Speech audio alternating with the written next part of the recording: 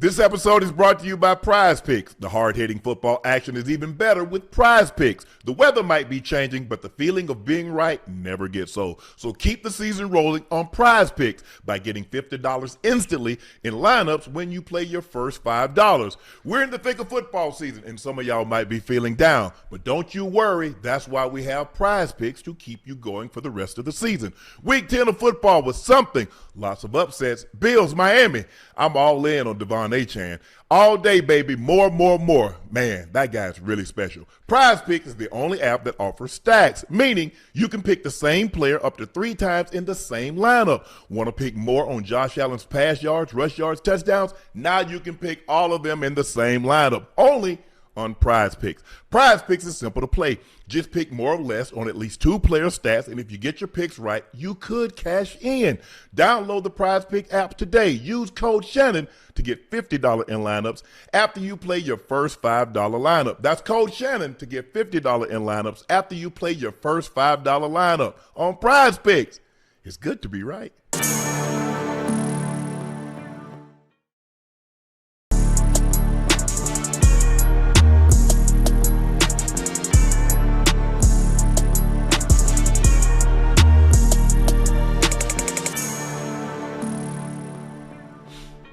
Good evening, ladies and gentlemen, and thank you for joining us for another episode of Nightcap. Y'all know who I am. I'm your favorite Unc Shannon Sharpe, and that is my partner and co-host. He's Liberty City's own Bengals Ring of Fame honoree, a former Pro Bowler and an All-Pro. He's Chad Ochocinco Johnson. Please make sure you hit that subscribe button. Please make sure you hit the like button. And guys, do us a favor. Go subscribe to the Nightcap podcast feed wherever you get your podcast from. Ocho and I would like to personally thank you for your support and your continued support. Because it's all because of you that Nightcap has become the phenomena that we've become. And only because of you will continue to grow. So again, thank you for your support and your continued support. Make sure you go over head over to LaPortierCognac.com to support Shea by LaPortier. Now, if you can't find it in a city or a state near you, order it online and we'll ship it directly to your door. It is the best tasting premium VSOP cognac on the market. We won the SIP Award, which is a blind taste test that compares cognac. And so we believe that we have the best tasting cognac. It's not what the others don't not. It's we believe what we are. Please drink responsibly and stay safe. Make sure you check out my media company page on all of its platforms. That's Shay Media, and my clothing company 84. With 84 being spelled out, that link is pinned in the chat. Ocho, the Patriots looked awful impressive. They beat the Jets 27-14. I don't know. They looked impressive. The Jets aren't good, but the Patriots look good. I mean, those first couple of drives, Drake Maye was Brady-esque. I'm talking about precision. Yes, he was nice. Stephon Diggs has been reinvigorated. He looks good. Travion Henderson is running extremely hard. Two touchdowns on the ground, 1 in the air. Drake Maye 25 of 34, 281, 1 touchdown. I thought overall, I thought they played well. But before we get to the Jets, let's highlight the Patriots, Ocho. Yeah. Okay. Mike Vrabel has done an unbelievable job. You go. I'm gonna let you go ahead and go. Hell of a job. Listen, Mike Vrabel, I'm not sure what he did once he got there, but he's done one hell of a job. Obviously, it makes things much easier when you have a quarterback that's playing out his mind and only his second year in Drake Maye.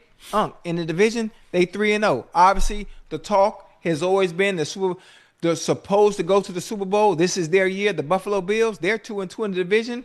The Patriots have dominated all season long. Being 9-2, this is something I wasn't expecting. Being the fan of the game of football that I am, I didn't think they would be this good. They have been really, really well, and because of the quarterback play, obviously the supporting cast, the defense has played well. Stephon Diggs is playing out of his mind. He's playing out of his mind. He's been playing very, very good football. Matt Collins out there making plays. Douglas doing well as well. And Trayvon, is it Trayvon Henderson? Am I saying it right? Trayvon Henderson? Travion? Man, listen. But Young Bull, nice, boy. Young Bull is real. I think so. Young Bull, real nice. Hey, he's one of the few running backs too, on the field that can hit his head off the goalpost. Oh, he got speed to play with. Oh yeah, he got speed. He got speed to burn. So, man, they look really good. They look really good tonight, man. And on defense, game, right? That goddamn Christian Gonzalez. Hey, he nice. Oh, he fluid. Hey, listen. He nice. He needs. I know he's been injured a little bit, but he needs to be in the conversation of top 5 DBs, especially. Oh when it comes yeah, to yeah, playing he man-to-man. is. I mean, you know, Hey, PS2, Stingley Jr., him. yeah, You know, yeah. those are your top. I guess Your people like tier J.C. one. Horn. Some people like J.C. Horn, but I think Yeah, I like. Yeah. Gonzalez. I think PS2, and I think Stingley Jr. I think those are the top 3 Yes, sir. corners in my book because they all present Yes, sir. very, very, very different. Now Gonzalez and PS2 they got kind of similar body types. They're tall, angular. Stingley's a little bit more compact. Probably probably a little stronger because of the way he's built. But if you look at the way PS2 and the way he glides, he and Gonzalez have very, very similar game. Yeah. Yeah, Travion Henderson. Yeah, he had 2 rushing, 1 in there. They threw him 1. But yeah, this is Ocho. This is a very good team. They're very well coached, and now you see why. That after 1 year, Mr. Kraft's like, you know what, Gerard, I really hate to pull the plug this quick, but this coach is proven, and is too good to pass up. And if we don't do this now, there's a good chance. He'd be going somewhere else.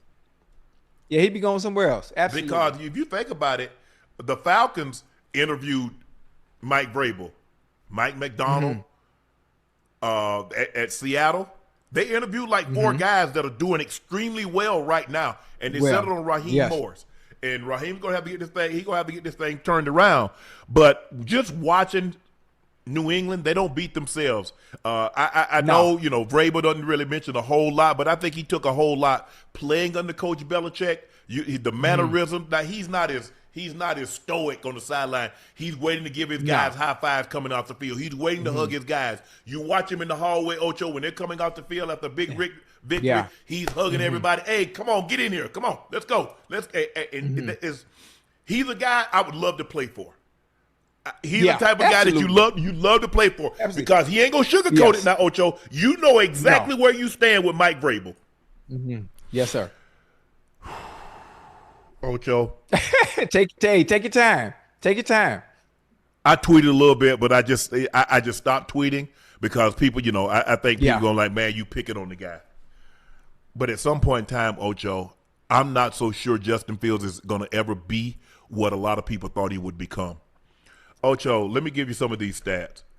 He was 3 for 11. He got injured in the 4th quarter for 27 yards. Yeah. He played the entire game against the Broncos. Half. He was 9 of 17 for 45 yards. He played the entire game against the Carolina Panthers. He was 6 of 12 for 46 yards. In the loss to Cleveland, he was 6 of 11 for 54 yards. And 42 of those yards came on a screen play. Screen pad to Breece Hall. Tonight, before the final drive, he had 75 yards passing. Yes, sir. I think A.D. Mitchell left his hands in Indy. Yeah. Hey. Oh, listen. Now he ended the game with 75 yards, right? No, he had 116. But before that final drive, he got 41 of the 116. Right.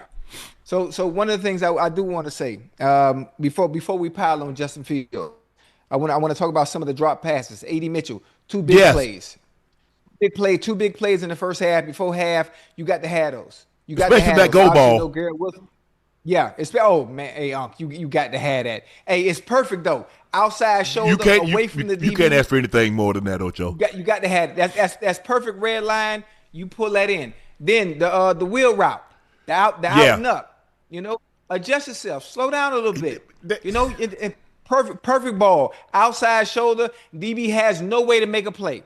You got to have that. So those are passes that you got to help your quarterback out sometime. You got to help your quarterback, and that's why the stats look the way they look.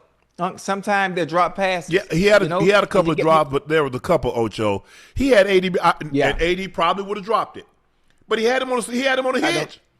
Ocho, he had him on the hitch. Ocho, that's a simple pitch and catch. Oh, he threw it wide. He threw it wide. I ain't talking about. You put that on him. Because here's the thing, the DB is probably retreating. You put that on him, now I get to face you up. There's a chance I can make you miss. At least, I caught it at 5. At bare minimum, Ocho, I'm going to get a first down. I might make you miss and get even more.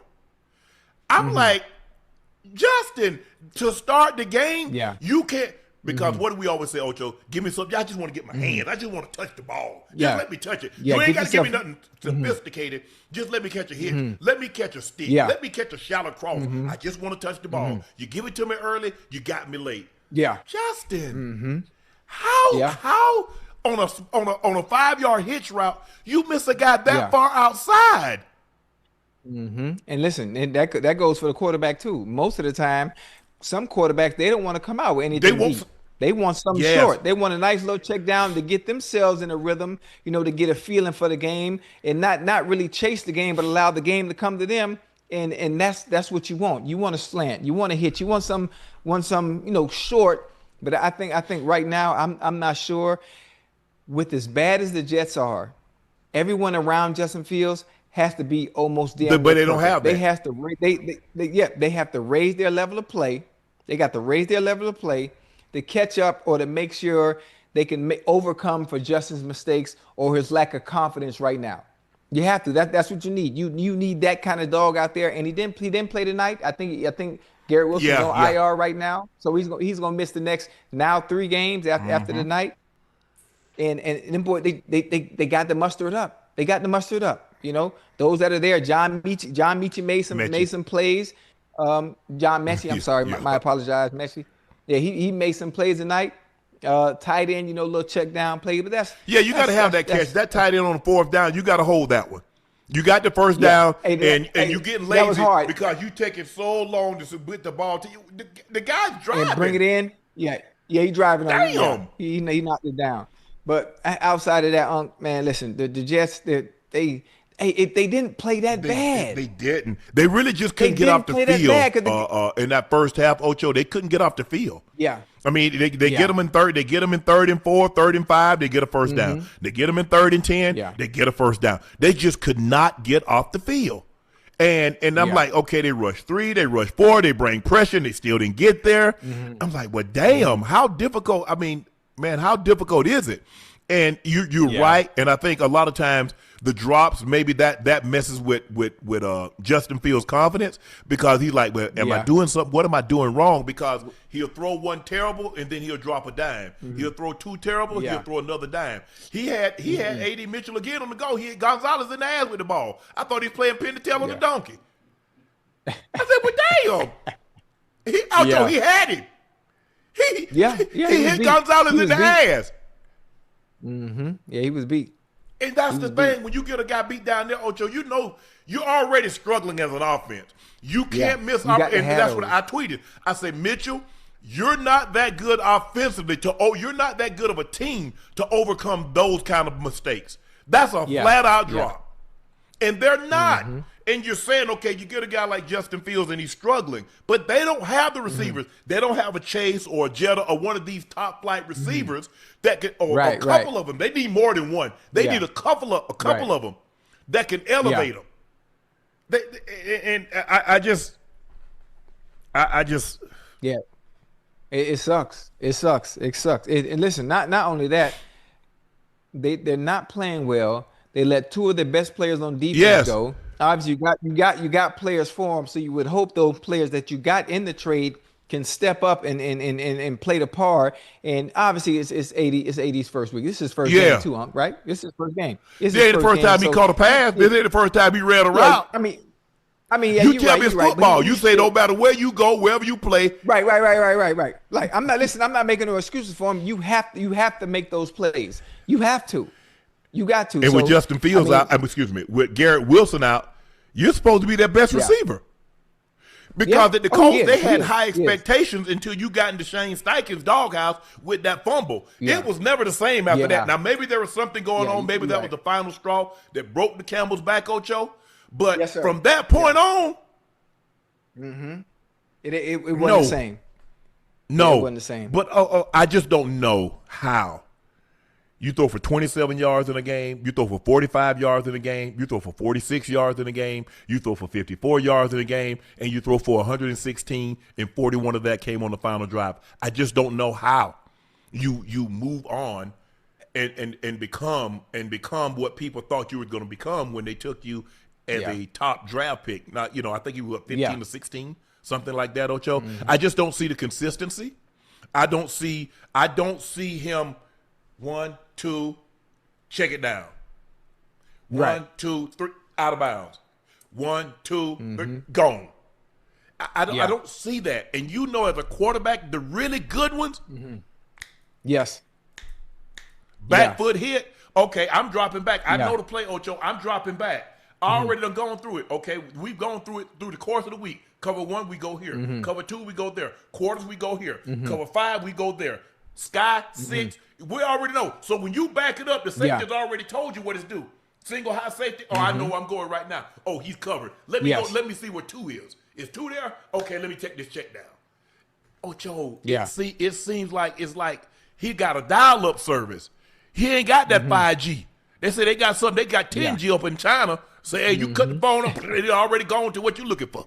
Yeah, most definitely. I think the fact that also with the offensive line not playing as well as they should be, he's rushing everything a little bit, not being able to go through his progression and understand, listen, pre-snap, okay, I'm seeing what they're doing. And once that ball snaps, you know, obviously you want that head straight down the field, not giving anything away and not having the time to be able to go through his read and progression. I think he speeds things up and hurries throws. He rushes throws to hurry to get the ball out of his hands too. Yeah. I mean, Ocho, I'm looking at against Buffalo, he averaged 2.5 yards an attempt. Against the Broncos, 2.6 yards per attempt. Against Carolina, 3.8 yards per attempt. Against Cleveland, 4.9 yards attempt. That's not even a running back average is squat if he's doing that. Imagine if you're a quarterback and that's what your yards per attempt is. That is horrible. Yeah, it's bad, but also, you know what else? It also comes down to the weapons around you. It also comes down to what do you have? What is your supporting cast like? Now you take a Justin Fields here, hypothetically speaking, right? So you keep the same offense, and you put a Jamar Chase, or you put a Justin Jefferson, you put a T Higgins, or you put any of the top tier receivers on that team together. You know, a 1 and a 1 or a 1 and a 1 or a decent 1A, 1B, 1A, 2. Yeah. Hey, it looks completely different because they can overcome for all the woes that Justin Fields may be having. They can overcome all that. The small stuff. You got Jamar Chase, crazy ass, could take a goddamn slant and a goddamn hitch, 80 yards. You got T Higgins, any ball you throw to him, which what's considered for most receivers 50-50. Hell, with him, it's 90-10. Like small stuff like that, when you have players that can elevate their play to overcome for your shortcomings, it makes things easier, but they just don't have that. Therefore, everybody else has to raise their level of play and damn near be perfect. And that's the issue. That's the issue they have. If you look at the guys that you just mentioned, they had their best seasons. If you think about it, what do the guys do really well? Process information really, really quickly. Oh, yeah. Go back and look at Joe Burrow. Very fast. Now go back and look at Joe Flacco. It doesn't even look like Chase is falling off. Because Joe Flacco back foot hit, I'm going to him. It's already. Cousins, Sam Darnold, you couldn't tell who was in there with Jetta. Because they process information quickly. That is the number one thing. How well do you download information and how quickly can you disseminate it? I don't care what type of arm you got. I don't care what type of legs you got. Can you, if I input that information, Ocho, how soon can you spit it back out? Yeah, and the funny thing about it is not only being able to process it, not only being able to spit it out, but you know what makes it even easier? The motherfucker you throwing to on the other end of the ball. But Ocho, it makes it that much easier. But see, now you got me. Okay, I run a hitch route. Now you got me. Well, do I need to slide or do I need to slide? Because I'm anticipating because I don't know where it's going to be. I know normally I'm going to get a hitch. I'm going to get it in the framework of my body, Ocho, because he's not going to be under pressure because it's 1, 2, 3, boom, ball's out. So he's not going to be up under pressure. So I'm thinking I'm going to get the ball somewhere in here. Ocho, not out here. Yeah. So it makes it difficult. It's like sometimes when you're dealing with a mobile quarterback, it's hard to adjust to them, Ocho, because I run my route, and next thing I know, the crowd screaming. I'm like, damn, what happened? He way over there. I'm like, well, damn. So it's hard when your quarterback is inconsistent. I don't give a damn who the receiver is. You want some Yeah. consistency at that position, but you want somebody that can digest information. The coach put it in, and he spit it right back out in the form of getting the ball out of his hand. I hope I'm wrong. I pray I'm wrong, but I just don't know if he's ever going to be what many thought he would be, especially when you look at the game that he had against – who did he play against? Clemson. You look at that game that he had against Clemson, and he was sensational. Yeah. And I was like, okay, now playing with those guys that he had, Olave and Garrett Wilson and all those guys, we understand. See? But you do realize once you get to the NFL, the likelihood of you having 5 receivers that are 5 stars or be that type of guy, the likelihood is not very good. Yeah, does he have a Chase? Yeah. No. Does he have a Jetta? Does he have any of the top receivers? No. Now, what I will say, he does have Garrett Wilson. Yes. Now, Garrett Wilson, who had a phenomenal rookie year with lesser quarterbacks. If you look at him, Ocho, if you just put him on paper and you say, look at what was throwing to Garrett Wilson when he won Offensive Rookie of the Year, and you look at what's throwing to Garrett Wilson now, if you just look on play, you're like, well, man, with Justin Fields, he about to go crazy, and he played with him in college. Yes. Yeah. I mean, listen, Garrett Wilson is a phenomenal talent. Nothing should taper off when you have a talent like that. It's so easy when you look at what they're able to do with Devontae Adams and Puka Nacua, JSN, and obviously I don't think the Jets offensive coordinator has that kind of creativity to put in you and Justin Fields to use Garrett Wilson in the right type of way to create those mismatches like the other teams do. I ain't got nobody to get in the ball, Ocho. I can give you all the nice ingredients I want, but if you can't cook, what the hell have I done? I spent a whole lot of money on great food, great ingredients, and I know you can't make a dish with it. It comes down to it, Ocho. Really good. Go look at Chop and the Iron Chef, and they get these people. Okay, I'm gonna give you chocolate. I'm gonna give you onions. I'm gonna give you stone crabs, and I'm like, how did you even think of this? Yes. But you give somebody, you can give them, I'm going to give you steak, I'm going to give you this, I'm going to give you that. And you're like, what I'm supposed to make? I hope I'm wrong, chat. I really do. But and I've seen him and I've watched him. Now, this man has gone through 3 head coaches and probably 4 offensive coordinators. Yeah. And I'm not, and sometimes you get lucky and you get a Sean McVay or you get a Kyle Shanahan, but I just don't know it, because at the end of the day, the quarterback position is all about processing information and spitting it back out. That's what it comes down to. It is. I mean, I don't care how big your arm is. I don't care how fast your legs are. Can you process it, Ocho? Because that's a whole different ball game. Because not only must you process it, Ocho, you got to realize. They got 5. On most occasions, they got 4 guys that's really trying to tear your damn head off. So you got to you in fear for your life, but also you got to calm yourself down and say, you know what? 1, 2, check down. 1, 2, throw it out of bounds. 1, 2, F that, I'm out. Yeah. It's all about that clock in your head. Ocho? Maybe put him in hurry up the game. Because it seems like, when he's in hurry up, he's better. Yeah. And then fumble. No, I mean, listen, that's on the center too. That's on the center. Come on, now, it's the NFL now. Put the snap at the midsection. It should be the snap. The snap should come in the same area every single time. You go through that all goddamn week. I mean, like, come on now, come on, center. Don't do that. Don't do that. A little, man. The ball hit his ankles. But so, you know what? It's just that, take that away. They got 3 points out of that. Give the defense credit, because I thought the defense gave up 1 touchdown and 2 field goals in the second half. Yeah. They did force a 3 and out on the first possession of the second half, which is kudos. You see, I think the Jets won the toss and they took the ball. They drove the ball right down the field, something they normally don't do. It normally ends in a punt or turnover, and they drove the ball. I think they had the ball like 14 plays and drove the ball and punched it in the end zone.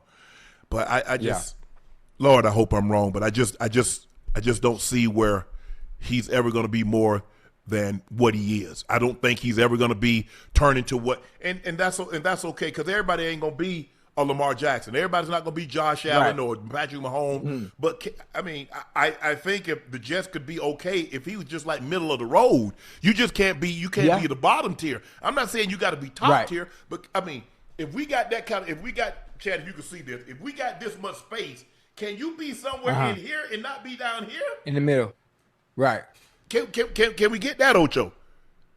And you know what else it all comes down to?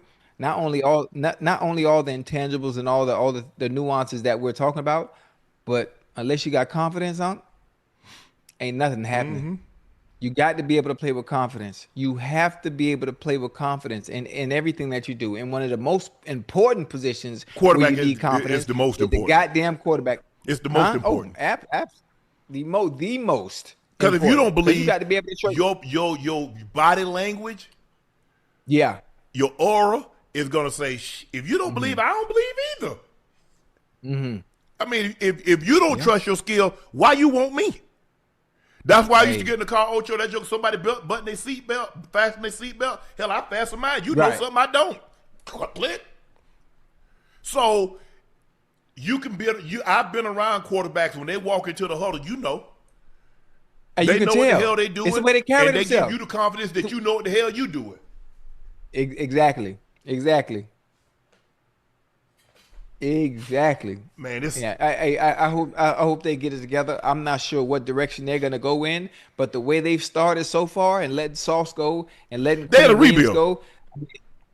Oh yeah. I just wait. Listen, but who you gonna start over with a quarterback? Yeah, I believe again? so. You gonna start with a new quarterback? So. You gonna draft another one? You gonna draft another one? I believe so. Or I mean, I don't know if there's any quarterbacks that's gonna become available.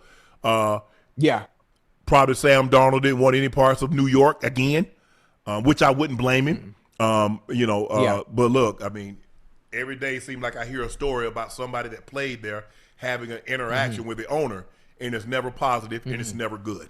Right. Yeah. And with that situation, I hope AG gets at least 3 years. Because it's not like you had a powerful roster to begin with, and now you stripped him of his two best defensive players. So he got to get at least 2 years. And without a quarterback, you can give him 5 years, and he's still not going to get it done. Because it's hard. It's damn near impossible. And I know, y'all did it in 2000 with the Ravens with Trent Dilfer. They don't allow you to play football like that. No, absolutely you don't play football like that anymore. The rules are different. So, there's nobody winning another Super Bowl like we won it or like Tampa won it in 2002. You're not because they won't allow you to play defense like that. Your quarterback is going to have to stand in the pocket, and he's going to have to make plays throwing the effing football. Yeah, he's going to be able to use his legs to get out of harm's way some, but he's going to have to be able to throw the football. The days of, we got a killer defense, and we're going to run the ball. No, you're not. No. No, you're not. You're not gonna win very many games like that, because once a team gets ahead on you, 10, 14 points, and you can't run your way back into a game. Absolutely. Let me ask you this, Ocho: do you like Kyler Murray? Because I believe there's going to be a separation of church and state in Arizona. Yeah, most definitely, because I think Kyler Murray is healthy. I think me personally, I think he's healthy, but they're continuing to want to go with Jacoby Brissett based on how he looked and how the offense moved with him. The few weeks he's been in. If they do part ways with him, I'm sure Kyler Murray will be somewhere else next year. For sure. How would it look over in New York? I'm not sure. If it's a fit. It all depends on AG. Obviously, outside of AG, you got to go to the higher powers and see if that's something that they want to look into, or do you want to go into the draft? Now, when you think about some of the quarterbacks coming into the draft, this year, is there a franchise-altering quarterback that can come in there and change a franchise? I haven't seen anything like that this year. There have been some that have played good, but nothing that just blows No. you out the water. Like, you know what, that guy, we got to Yeah, have him. I agree. I haven't seen that yet. Seen it either, Ocho. So we'll see how this plays out. Ocho, Mike Vrabel was apparently very close to landing the Jets job before the Patriots job opened. Reporter Connor Hughes explained that if New England hadn't fired Gerard Mayo following his 4-13 season, he believes Vrabel would have been the helm of the New York right now. And truthfully, he was interested in the Jets as the Jets were interested in him. If the Patriots job hadn't opened, I genuinely believe that Vrabel would have been was going to take the job. They wanted Mike Vrabel more than anything else. So that's when he was the only way to take the Patriots job. They made a last-second call. Is anything we can do to give you the job? Full control, more money. What do you want? More. What more can we do to change your mind? Ocho? Yeah. If you interviewed him, he should have never left your building. You should. Hey, listen, you got to do that. You got to understand. You got to understand. A coach like that, which is why Mr. Kraft did what he did. Which is why Mr. Kraft, he understood. He understood the assignment. Ain't no way in hell. We have a quarterback. I think if we just have the right person in charge, you know, with a little structure, with a little discipline that can instill that Patriot way. You know, Gerard Mayo, I think, was well capable of doing so. They just didn't play well for Gerard Mayo for whatever reason, I don't know. But the team looked completely different under the tutelage of goddamn Mike Vrabel. They look like a totally different team. I listen. Hey, I don't know why, but listen, I don't think Mike Vrabel would have had success in New York anyway. He wouldn't have had success. Hell, if you're going to have success, if you couldn't do it at Tennessee, you damn sure weren't going to be able to do it in New York. I think Tennessee got with him prematurely. That's what I think. I think the thing is you listen to Dave, like he and the owners started butting heads.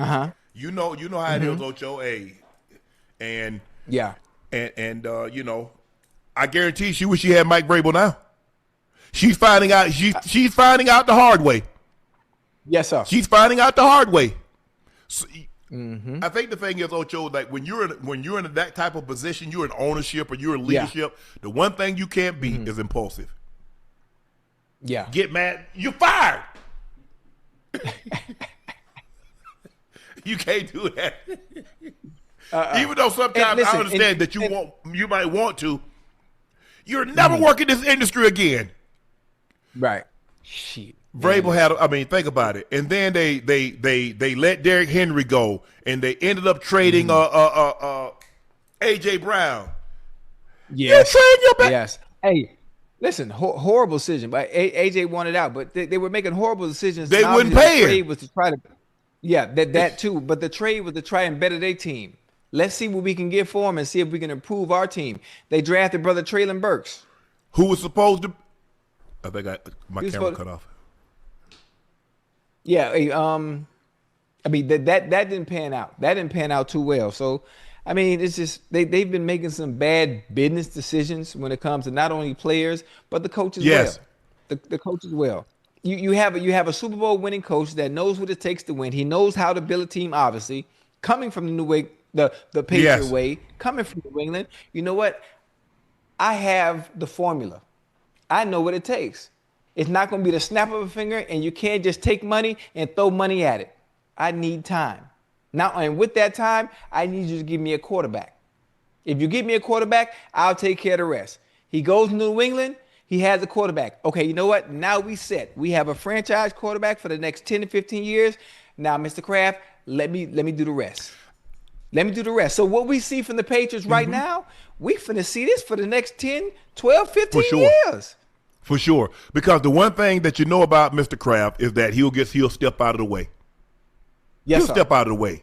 Now, do I think he has more in common with Vrabel than he did Coach Belichick? Yes, I do. I think think under normal circumstances, Mr. Kraft and Coach Belichick probably would have butted heads. But in a situation like what we're in, Ocho, I'm mining gold, and we're still finding it. Yeah. And now, if Vrabel takes that job and they can entice Sam Darnold to come back, because I do think Sam Darnold says, okay, here's a coach that has control. I ain't got to. I don't got to worry about ownership. I ain't got to worry about no general manager. Mike Vrabel got control. I'm not saying he has as much control, but Right. who's the general manager? Didn't the general manager come back with Vrabel? Yeah. Because at the end of the day, Ocho, some people take jobs, and I'm just happy to have a job. They ain't got no say over the 53. They ain't got no say over 50 free agency. Right. They ain't got no say over the draft. Yeah, that's hard. That's hard. That's hard to be a coach. In Tennessee, or was he already there? I know he got. You heard me? Great Vrabel more than likely has say over 53 and has some say obviously draft. Absolutely. Because he knows what he wants. He knows the type of player. He knows the system that he's trying to run. He knows the type of player that he needs to fit said Players system. he needs, yes. That's why Coach Belichick, a lot of times when he drafted players, he went and worked them out himself, but he needed to talk to them. Because the thing is, you can't have a big ego and play for Coach Belichick. Nah. Because you say, well, check your ego at the door. Nah, you got to leave your ego at home. Because, see, if you check it at the door, you might, ain't nobody looking, and go back and get it. Yeah, nah, that ain't going to work. No. That ain't going to work. As a matter of fact, it probably is not going to work with Vrabel either. Absolutely not. Hey, hold on. What's the first thing we say about Stephon Diggs? What's the first thing everyone says about Stephon Diggs? Well, hell, he looks like a whole different person. He seems like a whole different person. No, that's just when you walk in that door in New England and just something about that atmosphere. They always talk about the Patriot way. I can't explain it. I was there. The aura, the atmosphere, just you check yourself. The standard is the standard. Automatically, you just do it. Is that your sound or my sound? Nah. Okay. Nah, ain't nothing wrong with me. Because you were speaking out, your mouth was moving. I ain't hear nothing. Oh, my bad. You know, I be talking so goddamn fast, man. My bad. Yeah. But man, I look. The Patriots are going to be good for a long time, and what we thought was a foregone conclusion that Josh Allen and the Buffalo Bills are going to run this division for the next 10 years, that's not going to be the case. Yeah. This is going to be a dogfight in this division. Yeah. This is going to be a dogfight in this division. Oh, but between two teams. Yeah, for sure. Between two teams, it's going to be always for the next decade. It's going to be the Patriots or the goddamn Bills. I agree. Oh, not your guppies? Who? Your guppies. Oh no! Listen. The Dolphins and the Jets are in the same boat. They in the same because they finna scrap. They finna scrap and clean house too. They are. Ocho, Bleacher Report ranks his top 5 most overrated quarterbacks. They named Lamar Jackson as the most overrated quarterback in the NFL. Said he may not just be one of today's most overrated active quarterbacks, but also of all time. His 2-time MVP status is borderline fraudulent. His credentials don't measure up to other legends who've won the award on numerous occasions. Of the 10 players that have joined multiple MVP clubs during the Super Bowl era, Jackson is the lone member without a Super Bowl ring. All the others on that list include Johnny Unitas, Peyton Manning, Aaron Rodgers, Tom Brady, Brett Favre, Joe Montana, Steve Young, Kurt Warner, Patrick Mahomes were able to take their team to multiple Super Bowl appearances and won at least once. Jackson has yet to even reach the big game. He's 3-5 lifetime in playoffs and has a .375 postseason winning percentage that stands far away the worst among multiple MVP winners. First of all, Steve Young did not take no team to multiple MVPs. He was a backup. He took his team to one Super Bowl, and he did win it. That was in 1994. He threw 6 touchdowns in Miami to beat the Chargers. So I like to give context. Steve Young did not go to multiple Super Bowls. Now, also, if I'm not mistaken, I think Earl Morrall start one of those Super Bowls for the Colts?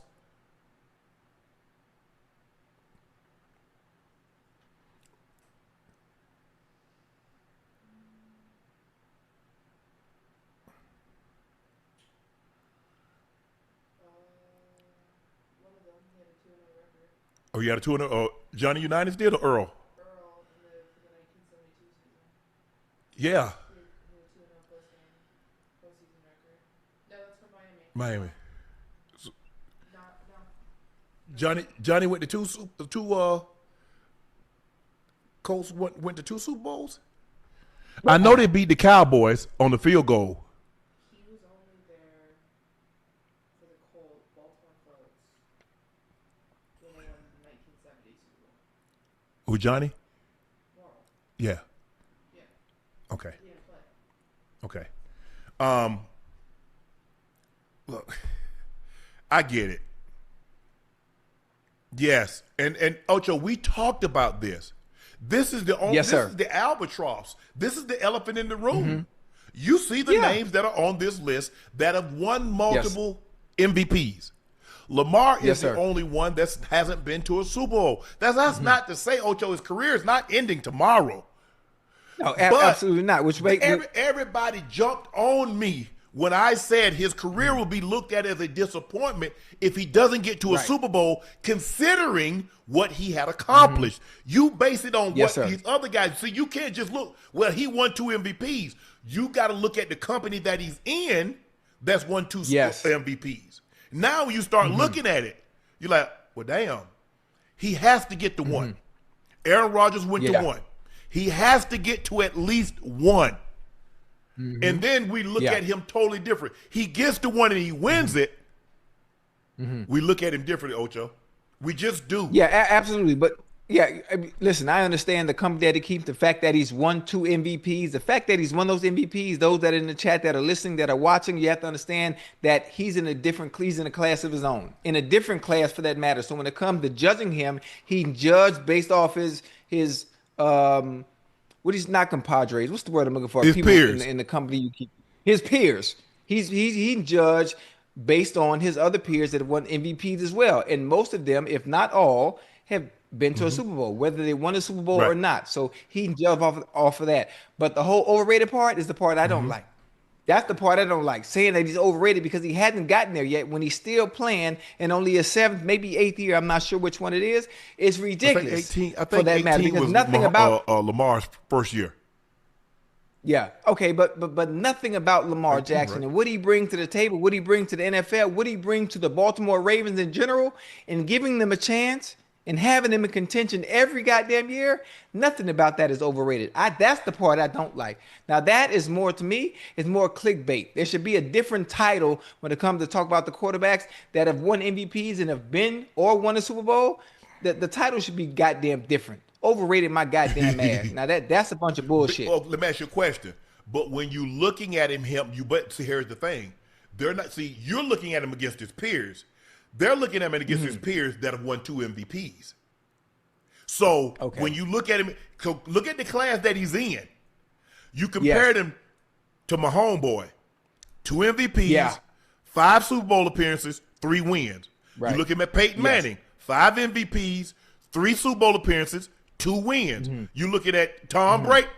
Move on. You look at you looking at Brett Favre. How about this?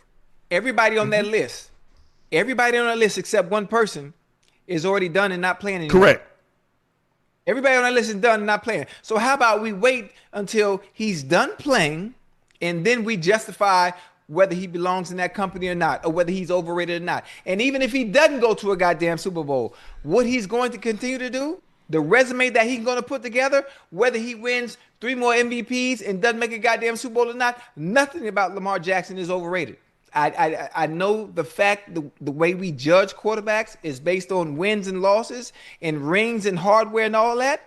But when it comes down to the nitty gritty, when you're talking to people that played the game, forget the media, forget the pundits, forget those that never played the game. Nothing about young bull out of goddamn Pompano who played for Boynton Beach High School is overrated, whether he has the goddamn ring or not. He will still go down as one of the best quarterbacks to ever play this goddamn game. How do we judge Dan Marino? Do we say Dan Marino's not one of the greats because he never won a ring? Yes, but see, here's the thing, Ocho. Great. Great. Now, if we add EST, one of the greatest, that's what he's going for. You see, you said something very interesting, and this is actually true.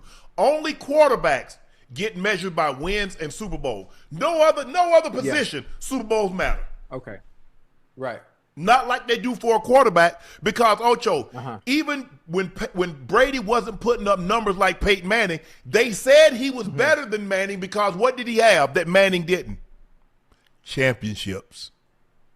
Think about it now. Peyton Manning had won multiple MVPs. Brady had 3 Super Bowls. Manning had 3 regular season MVPs. They say, well, Brady's better. Right. Because Brady has, as you was pointing to your fingers. That's how they, I don't set the rules. You see what happened with ring culture? You see. What has it done? It'll make people jump around and go and try to find the best situation where they can win a ring, and then they shut you up, and it's like, okay, I've already done what I needed to do. Now. It's no more argument. It's no more argument at that point, especially when it comes to basketball. You have those that have to chase the ring because of ring culture and the rules, the unwritten rules. Matter of fact, how about that? The unwritten rules. Because who the hell came up with it? Who the hell came up with it? I don't know. Because they were saying Jordan was better than Magic, and Magic had 5 rings. They were saying Jordan was better than Bird, and Bird had 3 MVPs and 3 rings. He's the last guy to win 3 consecutive MVPs. You got to go all the way back to Wilt. So what has happened is that now I give you another one. The next couple of years, people are going to say Shohei Ohtani is the greatest baseball player we've ever seen. He's got 4 MVPs. He's got them unanimously. He's got 2 he got 2 World Series rings, Ocho. He had one of the great postseason performances where he struck out 10 and hit 3 home runs. Now, he mess around and get another one and win another World Series. What we gonna compare him to? Because there's nobody to compare. 4 MVPs unanimously. Yeah, that's crazy. That's crazy. So you see, once you start, and Barry Bonds was so great, even everybody that played against him said that is the greatest player that I've ever seen. Greg Maddux said, well, it was really easy to pitch to Barry. If it mattered, you walked him.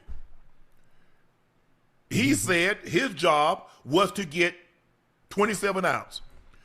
You ain't gonna get them on him. So pick the other 8 guys to get and figure it out. So when you look at Ocho, it's hard to say a man like Lamar, and maybe you're right. Maybe overrated is a harsh term, but I think if they're looking at it as the 10 guys that have something that no other guys have, and that is think about the NFL. Ocho, how long it's been going on? Hold on, stay with me. Stay with me real quick now. So if we talk about hardware, right? And hardware puts quarterbacks in a different tier where not just great is. So are we saying like Ben Roethlisberger belongs in that tier too? Are we saying Russell Wilson also belongs in that tier too when we talk about quarterbacks that are the greatest because they have rings? No. But here's the thing, Ocho. None of those guys have regular season MVPs. Okay. Oh, so there's so we can't move the goalposts now. Ocho, let me ask you a question. Has anybody ever said Ben Roethlisberger was greater than Tom Brady, Peyton Manning? No. So when you look at it, you have to have regular season MVPs. Those matter. Now when you start getting postseason MVPs, that means you won the Super Bowl. See, you see, Brady is hard. Hold on. The reason why Brady has 3 regular season MVPs. He has 7 Super Bowls and 5 Super Bowl MVPs. So no matter what criteria you use, it's going to be hard for somebody to overtake him unless my homeboy gets 5 MVPs. Let's just say for the sake of argument. We have a compelling case if my homeboy is not even 30. I think he just turned 30. He got a long way to go. Yes. So he got a long way to go. So and the thing, he just turned 30. So when you look at it, Ocho, I think that is the thing. They're comparing him in this elite category. Which is guys that have won multiple MVPs. It ain't that many quarterbacks that's won 2. What is it? Unitas, Manning, Rodgers, Brady, Favre, Montana, Young, Warner, Mahomes. It's 9. Lamar makes 10. Yeah. He's the only one that's never been to a Super Bowl. Now, if he doesn't get to a Super Bowl, what are they going to say, Ocho? Be honest, you know what they're going to say. Oh, yeah. We know what they're going to say. We know what they're going to say. But I listen, I know what they're going to say. but I know with my eyes and seen all the years I've seen him play. Let me do you one better. They say guys that got Super Bowl rings at the receiver position better than Ocho because Ocho ain't got no rings. But you run circles around them on the field. You see how they did? You see how they did? You see how they did that? Yeah, I got you. Listen, I'm with you when you're right, and I'm picking up what you put down. That's all I'm saying. Yeah. So just imagine they do that for the receiver. So imagine if a quarterback, and that's what I said. Oh yeah, it's even worse. It's even worse. Now I hate that it's like that. I hate that it's like that. It's somewhat of an unwritten rule, just like the unwritten rule of hockey when it comes to fighting, just like the unwritten rule in baseball. Like I understand it. I hate that it's like that. Hey, ring culture when it comes to talking basketball, Unc. It matters. It just does. Yeah, it matters, but that's just the way it is. But I mean, listen, it is what it is. I think with the way obviously they didn't have a good year, a good start to the year. They still can come. Oh, you talking the Ravens? Yeah. Oh yeah. Ravens, but I think they're going to win the division. I think they're going to get a home game. Whoa! I think they're going to win the division. I don't know about winning the division. So what you think we gonna do? So that's what I think you can do. Nothing. Hey, hold on. I tell you what. I know. I tell you what. And this, I'm very serious tonight. But I tell you this. I will give you guys a division if we lose to the Steelers, which I doubt we do. If we lose to the Steelers, I say you guys are probably going to win the division at that point. But if we go in there and we beat the Steelers, that momentum. I tell you what, that momentum, the rest of the season is gonna be hell. I don't give two. You know what? Two drops a dried up pigeon. You know what on concrete? How bad our defense is. That momentum offensively, man. Listen, man. I don't know. It's gonna be tough. Now, if we lose to the Steelers, I mean that's it. It's a wrap. Oh yeah, for sure. I mean our season is over. Yeah, and so that's the thing because you look at Lamar and it's tough because in his era, he got Mahomes. There are a lot of people that's gonna get overlooked, just like they got overlooked. Ben didn't get the credit that he deserves. Drew Brees didn't get the credit that they deserve because why? They played in the era with smack dab with Peyton Manning and Tom Brady. And you're talking about guys that got 8 regular season MVPs and 10. No, hell no. Tom is 9 and 12 Super Bowl appearances with 9 wins. Yeah. God, that's crazy, man. That's crazy. And you know what's so funny too is we've been spoiled. We've been spoiled by the Peyton Mannings and the Tom Brady's and the Patrick Mahomes and the Joe Montana. And people don't understand how difficult the Aaron Rodgers, the Brett Favre. They don't understand Brent Rodgers.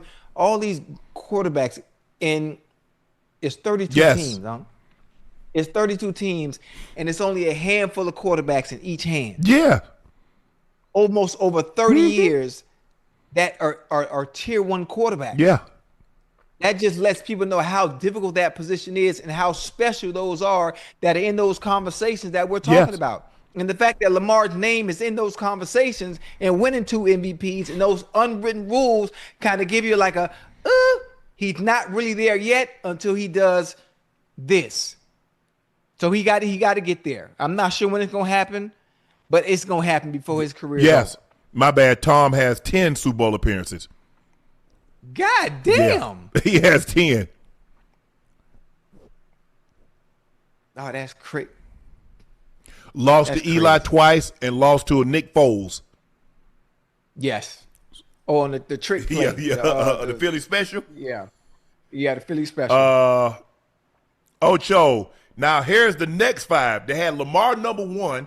Had Jordan Love number 2, Justin Herbert number 3, Dak Prescott number 4, Trevor Lawrence number 5. Now Trevor Lawrence need to be where Lamar is. I'm gonna put Lamar down there. If you gonna put Lamar on this list, I'm gonna put him down at 5. Right, man. Trevor Lawrence, man. I don't think Justin Herbert's overrated. Let's see now that he has Jim Harbaugh. The one thing we know about Jim Harbaugh, he gonna win. Mm-hmm. They're gonna play like stay out defense, and he gonna get to a Super Bowl. I'm not gonna say it's gonna be this year. Yeah, but he definitely gonna get there. He getting there. And listen, and the way Justin Herbert is playing this year too, Unc. Man, Justin Herbert is throwing that ball. Absolutely. Quentin Johnston. Mm-hmm. Man, young bull got his confidence, playing extremely well. Ladarius McConkey playing extremely well. Keenan Allen, that veteran presence in that locker room, playing extremely well. So there really are no the second. Now I forgot about Rondé Gasson the second, catching the hell of that ball. Then Amarian Hampton, I think he's coming back. He's coming back on the back end of the season. I think he's gonna be back. Off injury. They gonna make a nice little run. They gonna make a nice. They little run. absolutely will. Jordan Love's gonna have to get better, man. Jordan Love gonna have to be better. I don't know if somebody hasn't gotten his ear and talk about, bro, you got to push the ball down the field, man. You make too much money. You make too much money to be missing these throws. And I'm not saying you're not gonna make every throw. I get that. I understand, and I'm not trying to minimize playing that position because that's a position I couldn't play. Very difficult. But come on, bro. That's why they play. Yeah. The more you get paid, the more expectation and a burden that is placed on you. That's just the rules of engagement. Hey, can you imagine, Unc? Can you imagine being responsible not only for a team, but playing the most important position on the field? The ball is in your hands the most. They paying you $55 million a year. Matter of fact, forget a year. They paying you $55 million in 6 months. 6 months. And I need you to carry this franchise. Yeah. Man, you talk about pressure? I know it's a game of football. It's what we all done since we were 4 years old. But man. Yeah. But look, I'm with you, Ocho. I believe Lamar Jackson is going to get to a Super Bowl. And once he gets there and he wins it, it's over. Hey, get that monkey off my back so I can go play freely, please. Thank you. You see, think about it. I give you a prime example. LeBron James had 2 MVPs, but he hadn't gotten to the finals. He had 2, lost 2, and then all of a sudden he won and got that monkey off his back. Yeah, it was a wrap. Problem is, you mess around and let Lamar get this monkey off his back. He might double you up, go back to back, Jack. Yeah. Hey, I got one question too. Now that we're talking about those unwritten rules, especially in these conversations when it comes to quarterbacks and MVPs, it was just on my.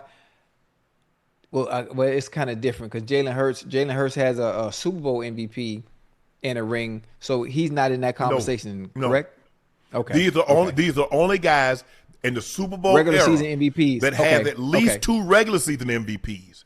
Right. Okay. There are 9 guys. Lamar makes the 10th. Lamar's the only one that hasn't appeared in a Super Bowl. Right. Okay. And think about it. Peyton Manning never went back to back. Tom, Joe, and Mahomes are the only ones to go back to back of the group that. Right.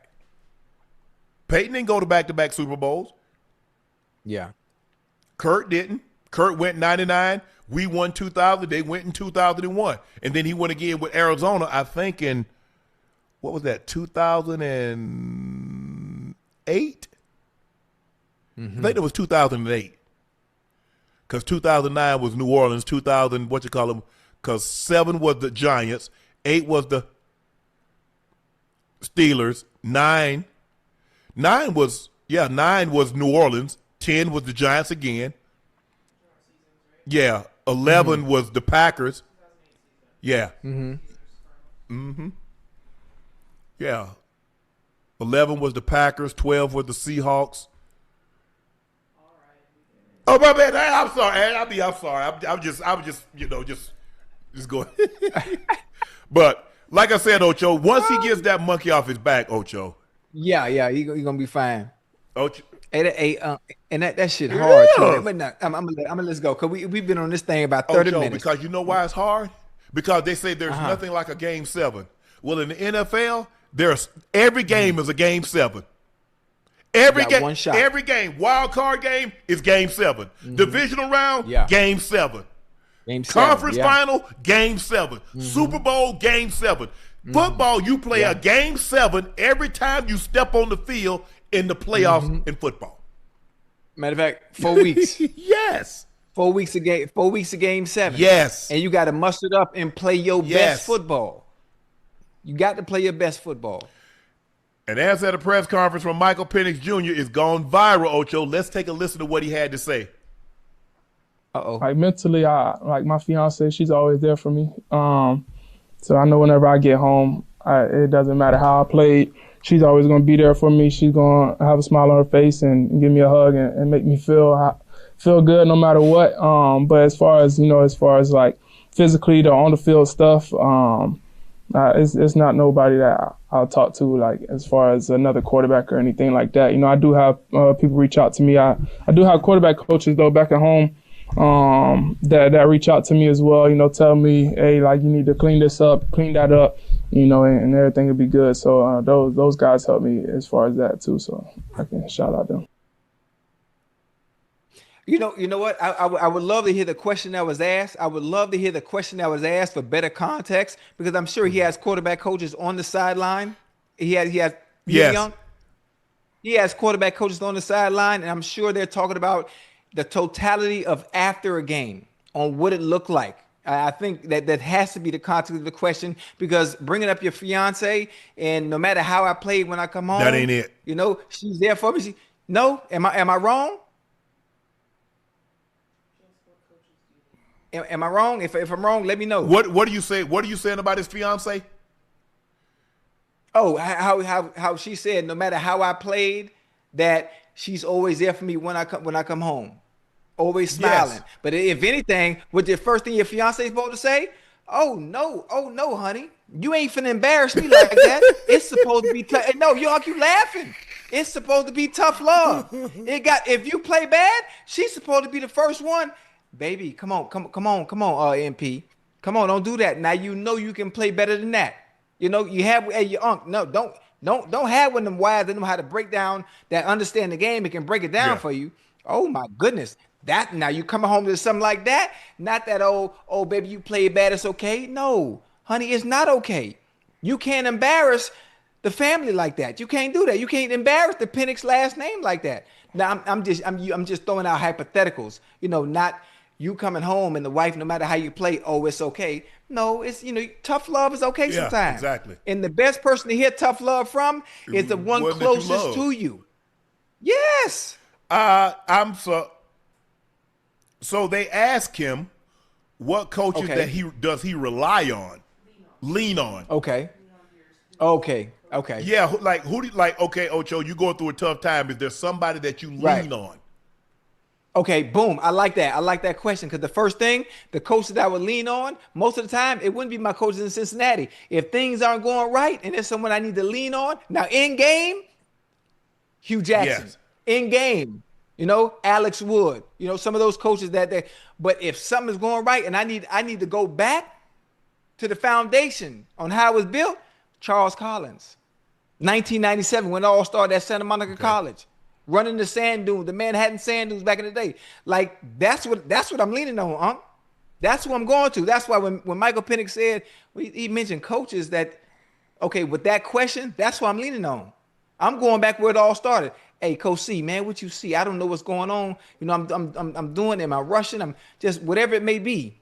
Because he can see it from a different point of view than I can. He can see it from a different point of view than my coaches do.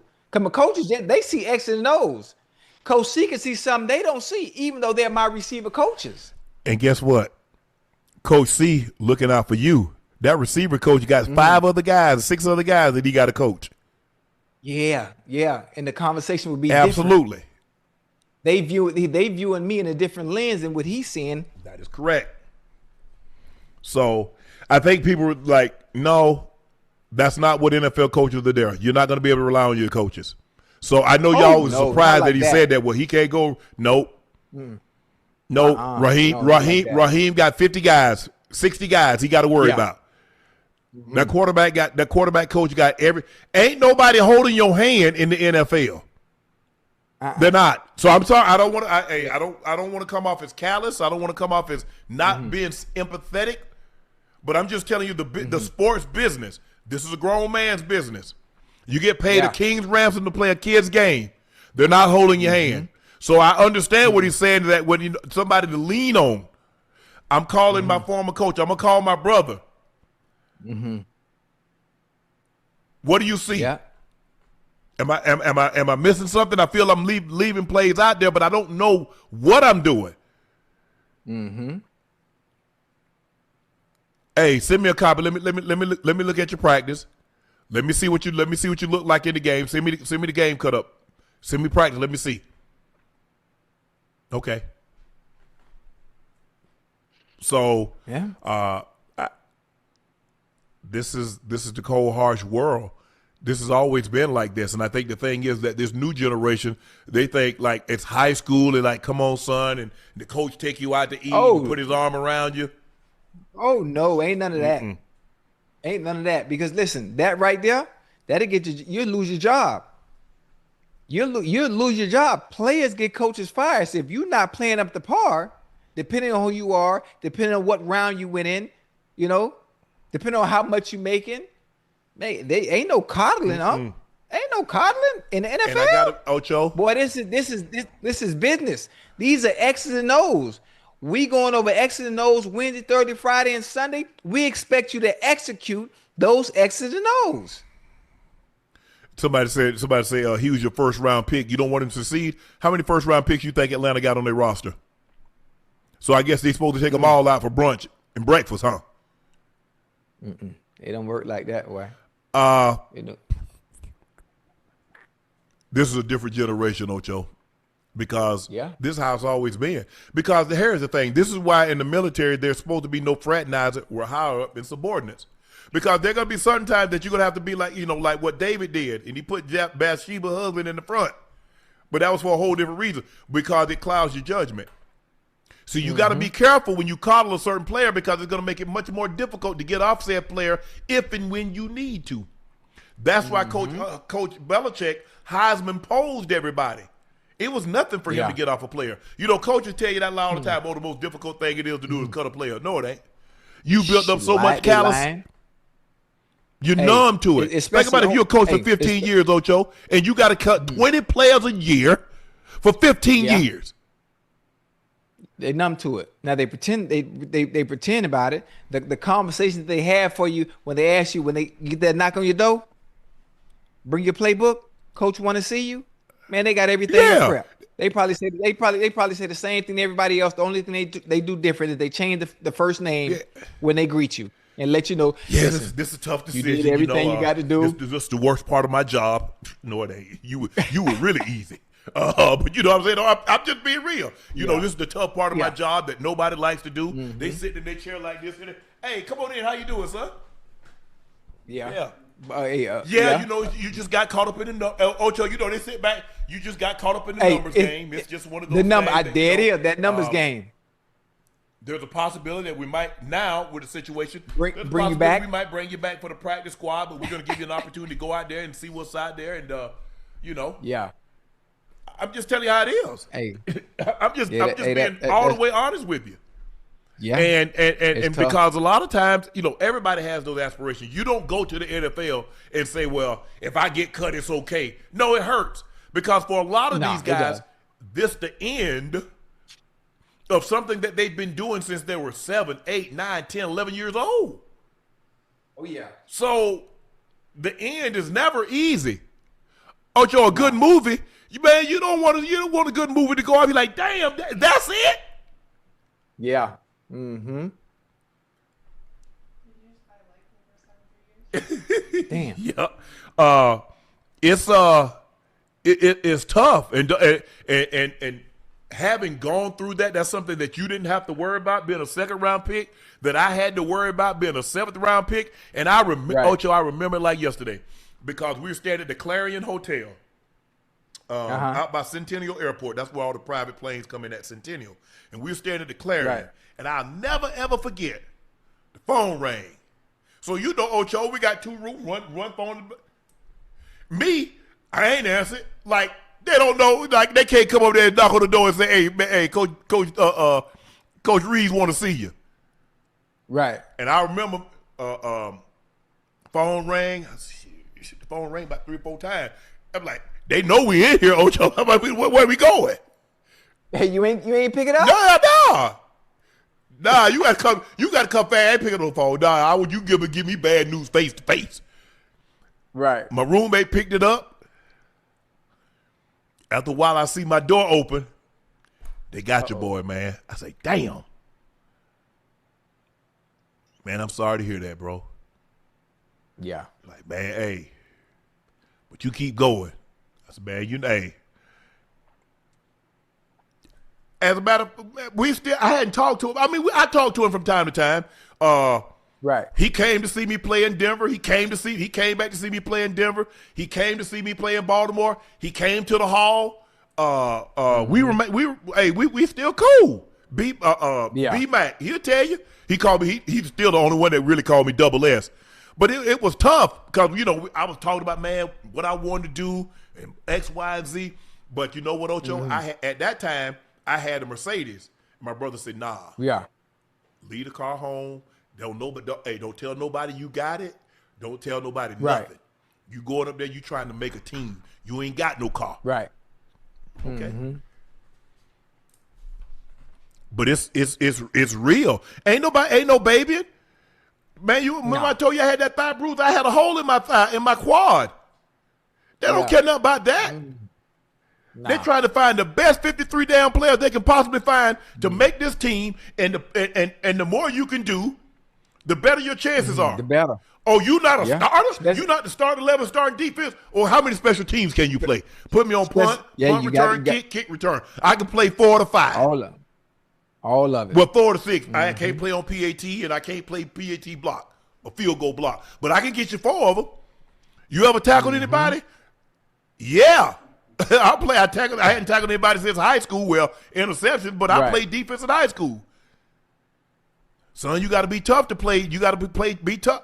Bruh, I'm trying to make a squad. Tell me what you need me to do. Tell me what my job, tell me what my responsibility is. Once you tell me my responsibility, I'm going to carry that out. Good. My brother used to tell me all the time, he say, bro, you do everything that you do better than anybody else do what they do, and you'll be fine. So that was my singular focus, Ocho. I'm going to do what I do better than anybody else do what they do. That's all it comes down to. That's all it come down to. And but I lost Ocho. I had lost contact with him for like 8 years. And then all of a sudden, he called the Broncos. They say some guy named Brian McFadden. He tried to get in touch with you. I say, oh, B-Mac, yeah. I called him. I said, man, what the hell you been? He went back and finished up school. We stayed in contact, and we lost contact again. He hit me up. I think he called the Ravens. It's like a Brian McFadden. I said, yeah. So I hit him up, brought him out to B-More. And, then when I went to the hall, I said, hey, Jim Sacamano, he's like, anybody that you need me to find. So he found him and found a couple of guys that I was trying to get in touch with. For the most part, the guys that came, I still knew who they were.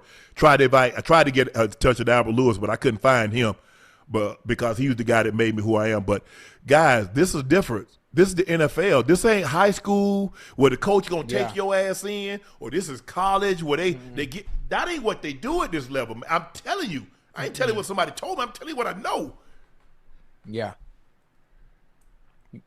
NFL owners have filed a grievance, Ocho, against NFLPA to stop the annual report cards. Jets owner Woody Johnson called them totally bogus and was the one behind it, per ESPN. Johnson received an F grade from his players last year. He's received an F grade every year. He has never got anything but F. Yeah. Failure, I have a quick. Hey, when it comes to those grades, who's the person doing it? Do they talk to the players? The NFLP They talk to the players. Okay, and they said, okay, what is the training facility like? Okay, what's your training staff like? Okay, what's the X, Y, and Z like? Yeah, you know what I'm saying? Right. With the lounge area in the stadium. Mm-hmm. Do you have to? Is there an area that is there somebody there to watch the kids? Do you have a daycare? Things like that. You know, what's the meal services like? Stuff like that, Ocho. Yeah, but that's a good thing. They need to keep that going. They need to keep that going so everyone is aware. So players are aware. The NFLPA is self-aware on how these owners are conducting themselves and making sure that the environment and all the amenities for players are up to par. Yeah, I mean, ain't nothing wrong with that. And there is Woody complaining because he didn't got an F every goddamn for sure. You improve it. Yeah. Not only, matter of fact, maybe if you improve the amenities and the environment around, maybe your team will play better. Maybe. How about that? You never know. You got to start somewhere. Everything. Listen, when it comes to winning two Unc in life, it started at the very top. Yes, for sure. It started at the very top, and for some reason, it just trickled down after that. If you're losing up top, everybody gonna lose right below you too. For sure. We had to look. Obviously, it's done gotten better now, Ocho, because, you know, in the beginning, there was no free agency. Owners were cheap. They spent X amount of dollars. We used to have something what they call Plan B. Plan B was, it was. Oh, yeah. I didn't use a few of them too now. I didn't use a few of them too. Have mercy. But this Plan B was. Oh, you talking about that? Oh, my bad, my bad. That Plan B. My bad. I'm sure you have used some of those Plan B. Yeah, you know, a little something. But this Plan B was like free agency before free agency. Well, what you could do is protect a certain number of players, and the players that you couldn't protect, they were free. Somebody else could sign those players off your roster. So that's what it was before we got the Reggie White settlement, which granted free agency for everybody. And so, but I couldn't have gave Mr. Bolin anything but, because when I got to Denver, that was the first year that they had moved down to the Paul D. Bolin Center down in Inglewood. So it was brand spanking new. The grass fields were exemplary.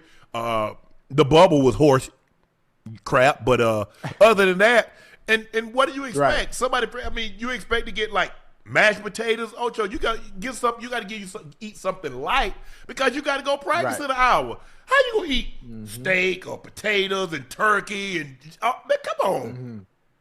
Right. Cold cuts, and like I said, we lost. They cut that out. I like a good. Joe eating high on the hog. Eating good, but you playing terrible. Nah.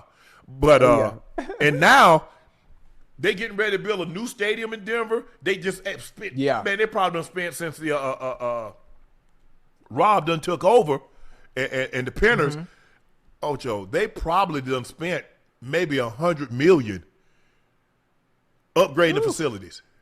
I'm talking about I'm talking about hyperbaric chambers. I'm talking about red light saunas. I'm talking about cryos. I'm talking you name it. I'm talking about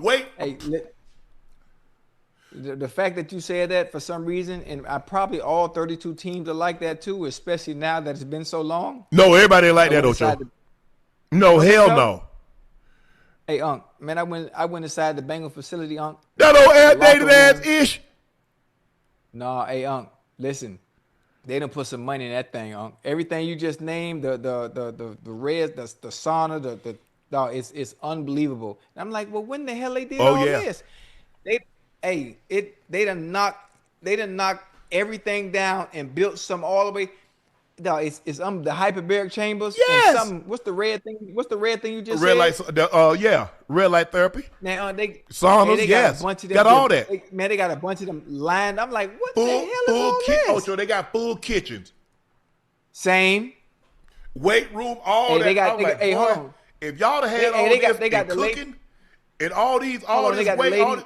Ocho, I'd have looked like an anatomy chart. Shredded like a Trump tax return. And they got the juice bar. Yeah. The juice bar when they come out. What kind of shake you want to make? What kind of product? Yes. What the hell? Yes. They'll have them ready for you. If you tell them, Ocho, when you come off the field, they'll have your shake with your name on it. You just grab your shake and go. Yeah, that's crazy, man. That's crazy. They cooking breakfast. They cooking breakfast, lunch, and dinner. Yeah. Dinner, yeah. Yeah, they got them right. They got Hey, them y'all- boys right now. Ocho, ain't no boy. Lord have mercy, mama. I like my situation, mama. Lord, I ain't. But I'm just saying. Mm-hmm. I just Hey, need to the be funny 10. thing I about need to it, be too- about 15 years. Hold up, 15 years. Damn, I still been retired. Hey, I say 15 years, Ocho. I'd have still been retired. Hell, I'm 42. I still been retired. Damn. Yeah. Hey, I think about it. I It's need, so mama. You funny. need. Hey, nah. Mama said, mama had me at 25. My mama had a last kid at like almost 26. Mama said, I'm done. Mm-hmm. I'm done. Done, huh? Had a first with an 18, last with at yeah. No, had a first so with at funny. 17. So, Hey, even with all the nutritionists and all the amenities and resources and all this stuff they got going on, I probably wouldn't have done none of this still. I would have. Boy, you know how much money you could have I'm just saying. saved? Wait, no, I'm Oh, I'm you talking about the saying- food? You would. I'm doing Yeah, the all food that. and all- They got yeah, massage I therapists. They got probably- PTs. Yeah. Hey, I ain't even doing that. I can tell you how many times I played 11, 12 years. I probably got a massage twice. I mean, I don't know what it was about me. I took care of my body because when it's time to work, boy, I'm going crazy. Yeah. But all that physical therapy and getting stressed and them pushing on you, hell. Hey, no. we used to have Absolutely not. on Mondays. You got a 30-minute rub. You got a 30-minute massage for Right. free. Uh-huh. We started losing. They took that out of I there, ain't huh? see them no more. I ain't see them no more, Ocho. But I got a massage. I got a massage twice a week for Yeah. I don't know, probably till 2022. And they listen, when TJ was there, TJ always going to get a massage, always taking care of his body, doing all this stuff. Hey, Ocho, why don't you come get? I say, man, T, you know I'm not doing that, man. I'm going home, man. I'm going home. After practice, we go watch film, we go watch practice. Man, I'm out of here. They going to stretch and do all this extra stuff. Man, I'm gone. T.O. was there. Man, this man T.O. was ridiculous. He was a madman when it came to taking care of his body. I'm saying, man, why is you on that goddamn foam thing? The little That foam roller? Breaking up that man, fashion. What you doing? I'm like, T, man, that junk don't do nothing, man. Man, he we ain't even out to practice yet. He in the locker room rolling. Man, I'm sitting there, earphones on, ready to go, full practice, ready to go to practice. I'm out there. We in the stretch line. I ain't even stretching. I'm talking the whole time. I'm so stretching, but that's the time to talk. Man, who did what? Yeah. That's the know, gossip man. time, Ocho. Ocho, former yeah. Dolphins long snapper tweeted, the report cards have been a catalyst for incredible change within some organizations. The ability to be open to feedback and make changes for the better is something that I have a ton of respect for. First-hand example, during my time in Miami, one of the first 3 report cards revealed an opportunity for growth when it came to family care on game day. The next year was game day care with players' families on game day. Staff members dedicated to making sure players' families were well cared for and access to an air-conditioned space where family with young kids can get a reprieve from the heat. Bottom line is, if you don't like the score, there's a choice you can make. See? If you don't want your laundry out there, you don't want that report card, Ocho. Yeah, you're right. But you got to think about how the owners look at it too now. You got to think about how the That's owners them. look at it. Listen, this facility and these amenities and these resources, but we paying you 20, 30, 10, 15 million dollars, whatever it may be. Now you want us to take care of your family too? You want us to make sure all them good? I'm just telling you how they thinking. Now we got to fork over more money outside of what we already paying you to make sure everybody. See? I'm just saying how they probably think. But that's the thing. Ocho, if when restaurants, do they get grades? Oh, absolutely. Why would they give them a grade, Ocho? Oh, listen, to let people know, do you need to eat That's there why now? they give these owners and organizations a grade, to let them know what they need to change and do better. Oh, yeah, absolutely. But the funny thing about this is these owners, whether these grades are A's or F's, when it's time for that contract, and if they paying you, you're going. You're going. Now it's a bad look for them because they don't want that. Exactly. That stain on their franchise. So they might want to clean it up.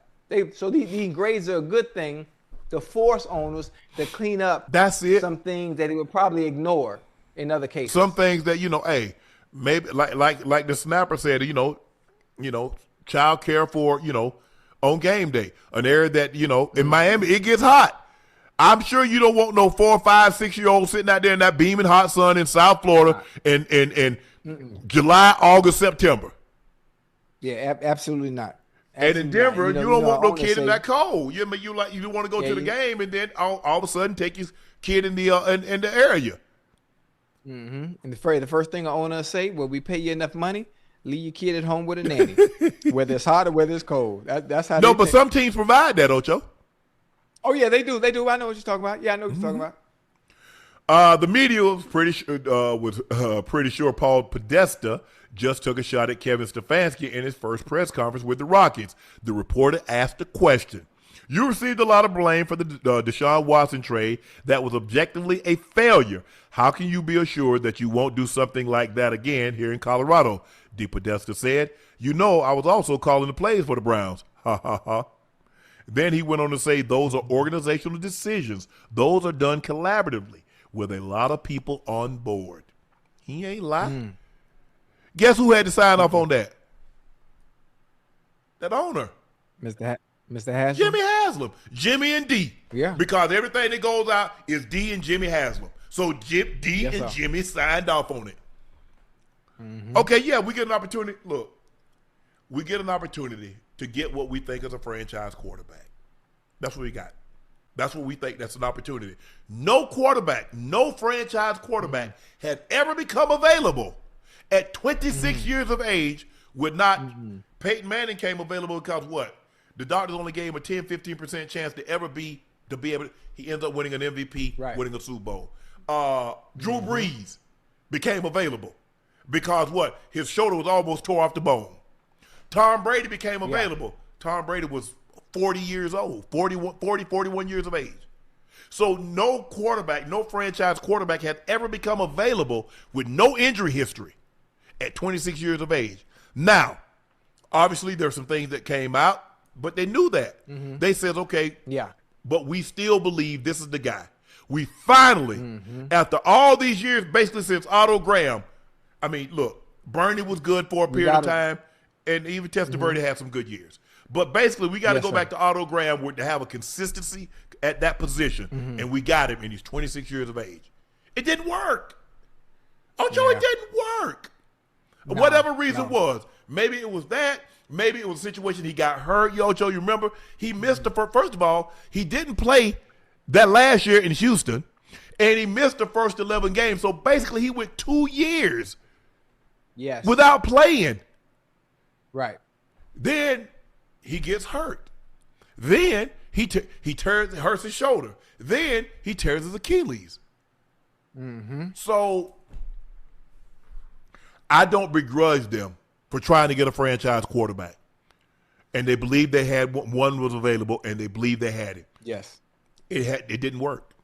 But everybody wants to put it just like that Nico. Everybody wants to put that on Nico. Nico, no. Dumont. He could have said no. Yeah, he sure could. But guess what he did? He nodded yes, and he meant no. I mean, the funny thing about it is, I still, for the life of me, I can't understand what Nico Collins can go and tell Dumont that would agree him to say, he really didn't want to play. First of all, he really didn't want to play because he see where these salaries are going. So you give Luka. So guess what? You give Luka $345. Guess what his next contract is, Ocho? What? Buy some? He's gonna be the first. He's gonna be the first player to make $80 million a year with his next contract, which will be around in 28. He'll be able to sign a 5-year extension. Now think about it. Now in 28, he'll only be 28, 29 years of age. That's crazy. Yes. That's So crazy. they are like really like 345. Okay, that's one player. How do we build a team? Well, we got Anthony Davis. We got him on the hook for 3 years at like 150. We got Kyrie Buck on the books.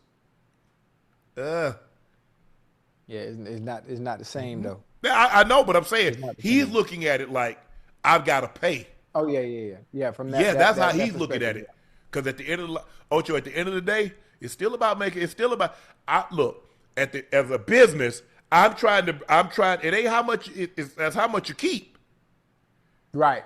Yeah. So they're like, oh, I understand it takes money to make money, but I want to spend as little money as I possibly can while making as much as I possibly can. Yeah, he did take a shot. Ocho, Justin Jefferson says he wants to get back to savage and effort mode from 2023. Let's take a listen to what Jetta had to say.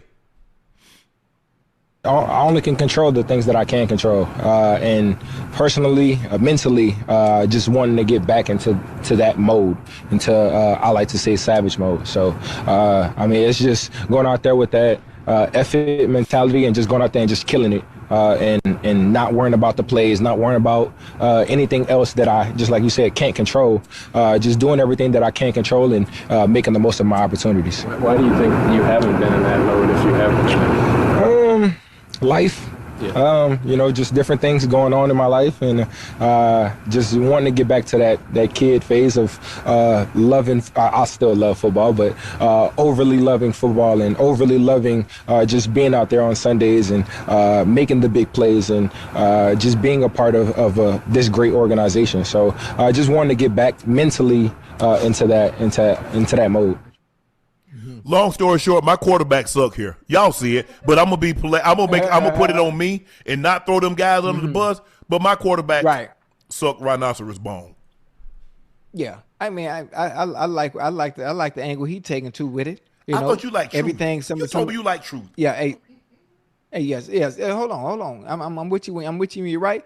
But I don't like some of the comments Justin been saying lately. Everything he been saying has been real politically correct. I don't like that. I need that dog. I need that dog, Justin Jefferson. I need that Justin Jefferson out the boot. I need that Justin Jefferson, that had the grill in his mouth. That when he scored, he hit that thing. I need that Justin Jefferson. He's to me in a little bit, because now he's a leader. Because now he's I'm assuming he's probably a captain as well. It some of that edge that made him special, top 2 in the league, is going a little bit. I don't care if the goddamn Pope was the quarterback. When it comes to a player like Justin Jefferson, when 18 is out there, man, ain't nothing stopping that. Nothing. And I think a little bit of that has gotten away from him, worried about everything else around him that he can't control. You one of the few players, regardless of what's around you, you gonna get the job done, which is why you're paid a hefty goddamn ransom, because you one of the few that can do that. So I wanted to get back to that. I don't even know how to do the move. I'm too old for that, but yeah. Hey, I think the thing is, Ocho, is that he didn't realize how much he gonna miss first cousin. He said, well, damn, Sam Darnold ain't that bad. Hey, I got Sam D. Yeah. Man, y'all. Now, y'all want me to put up the same type of numbers, and y'all keep. Now, come on now. You want me to make Kobe 85. That ain't what you giving me now. Hold on. This is the thing now. This is the thing. Now, Sam Darnold, Matthew Stafford, but it comes down to the play call. Yeah. To me, I don't care who throwing the ball. J.J. McCarthy, Carson Wentz, you can't cover him. You can't cover him because you can move players around if you want to get them the ball. We've seen Sean McVay's offense do it. We saw Mike McDonald do it now with JSN over there in goddamn yes, Seattle. but look what let me ask you a question. You think JSN doing that with Sam? Let me ask you a question, honestly. You think he doing that with Carson Wentz and J.J. McCarthy? Different type of offense. No. different That's really the West Coast offense. It's really the same offense. I mean, if you think about Ocho at the same, those numbers that he's putting up, you got to have somebody really good pulling the trigger. Yeah.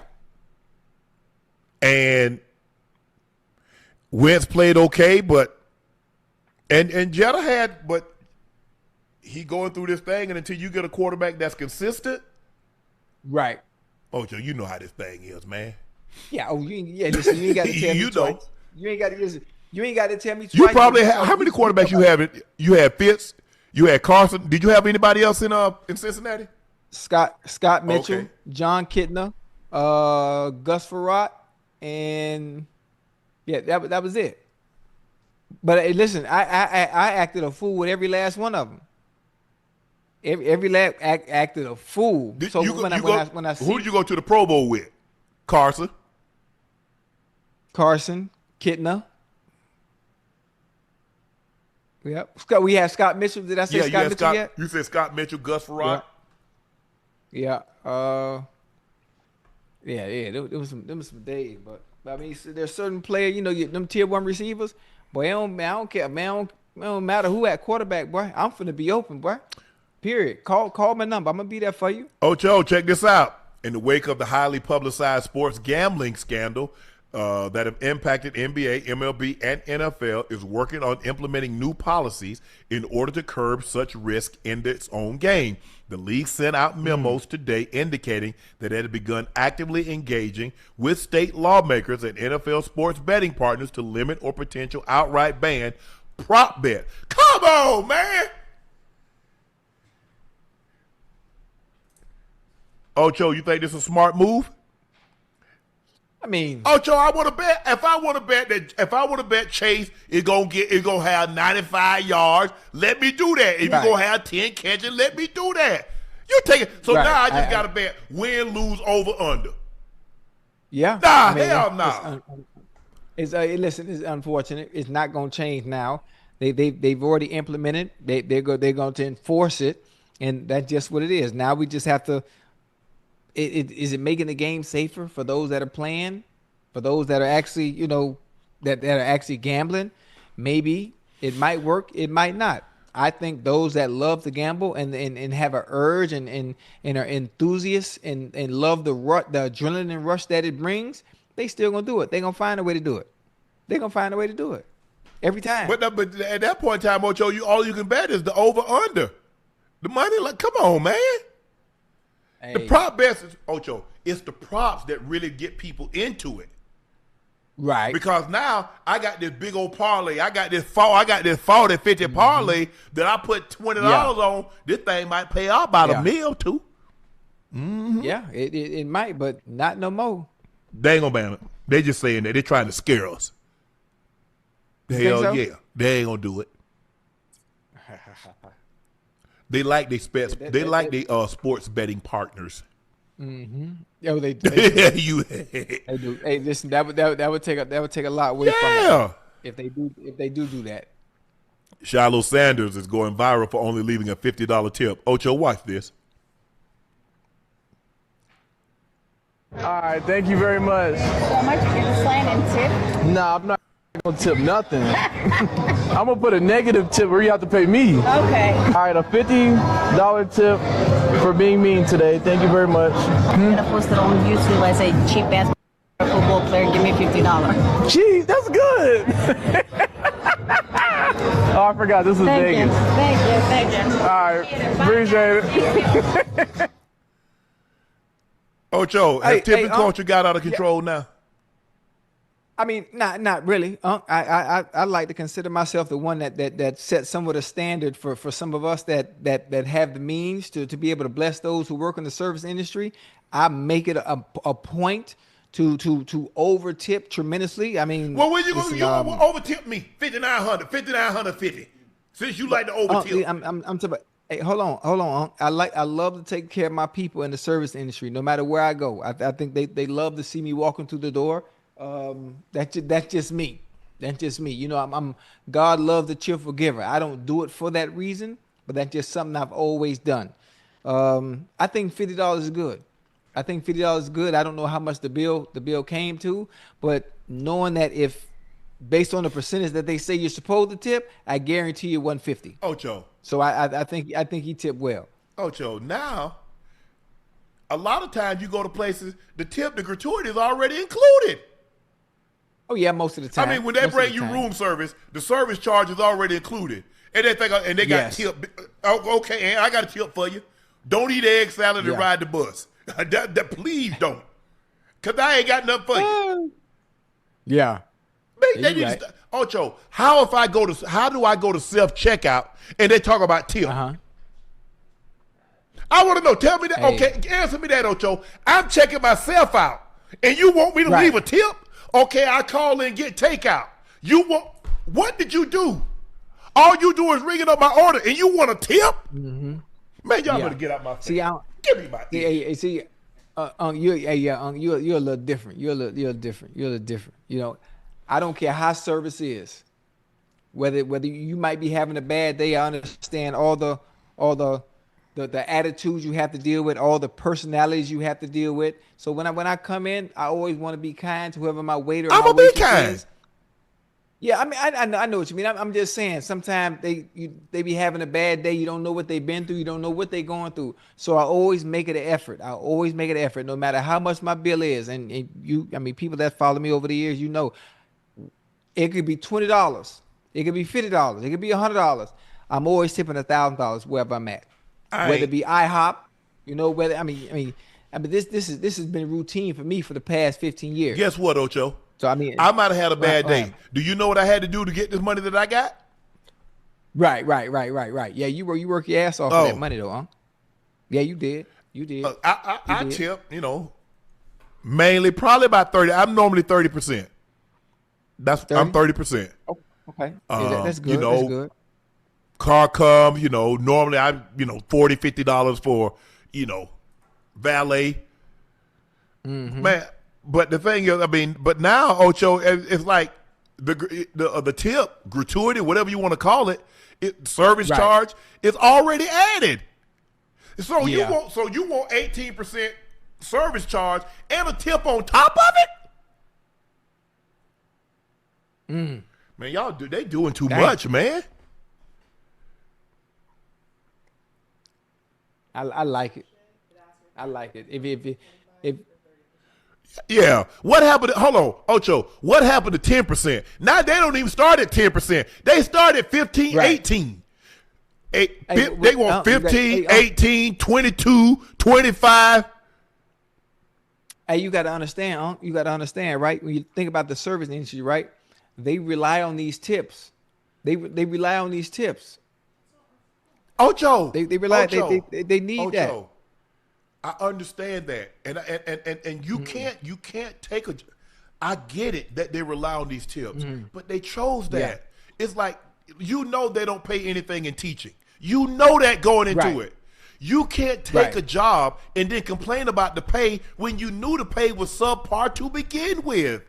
Right, but that's very hard. Also, Unc, you have to think about the American people and how difficult it is to get a job. Sometimes you get a degree in a certain profession, and it's hard to get a job in what you graduated in and what you studied 4 years to be in. Sometimes you just can't crack it, but you have to find a way to make a living, and sometimes you have to go work in the service industry. I don't have no problem. I don't have no problem with that, Ocho. But you can't. I know you don't. I know you don't. But I take all of that into account when I go to restaurants at times. So that's why I over tip and always tip, 1,000, sometimes 500. Just to make sure. You know what? I don't know what's going on in your life, but I know one thing. When I leave here today, you're gonna be all right. Guess what? You know what? For the next Since they know that, most of the time when I go someplace, they know me. They know what's going on in my life. They say, Mr. Sharpe, we're gonna tip you. Here's $25 for you, Mr. Sharpe. you think they're gonna do that? That's what I think they're gonna do that for me. Since they know my struggle, They know my struggles, Ocho. Yeah. They gonna break your boy off. Yeah. Don't even worry about it, Mr. Yes, Sharp. sir. We gonna cover this bill for you. Yeah. Hey, and I see some people talk about Ocho stop the cap. Do me a favor, like if you in the chat right now, go on Google. All you do is just go on Google and type in Ochocinco tips. They all pop up there. Hell, I tip. Matter of fact, remember I tipped them people $5,000 that time. Yeah, Chad, y'all see this?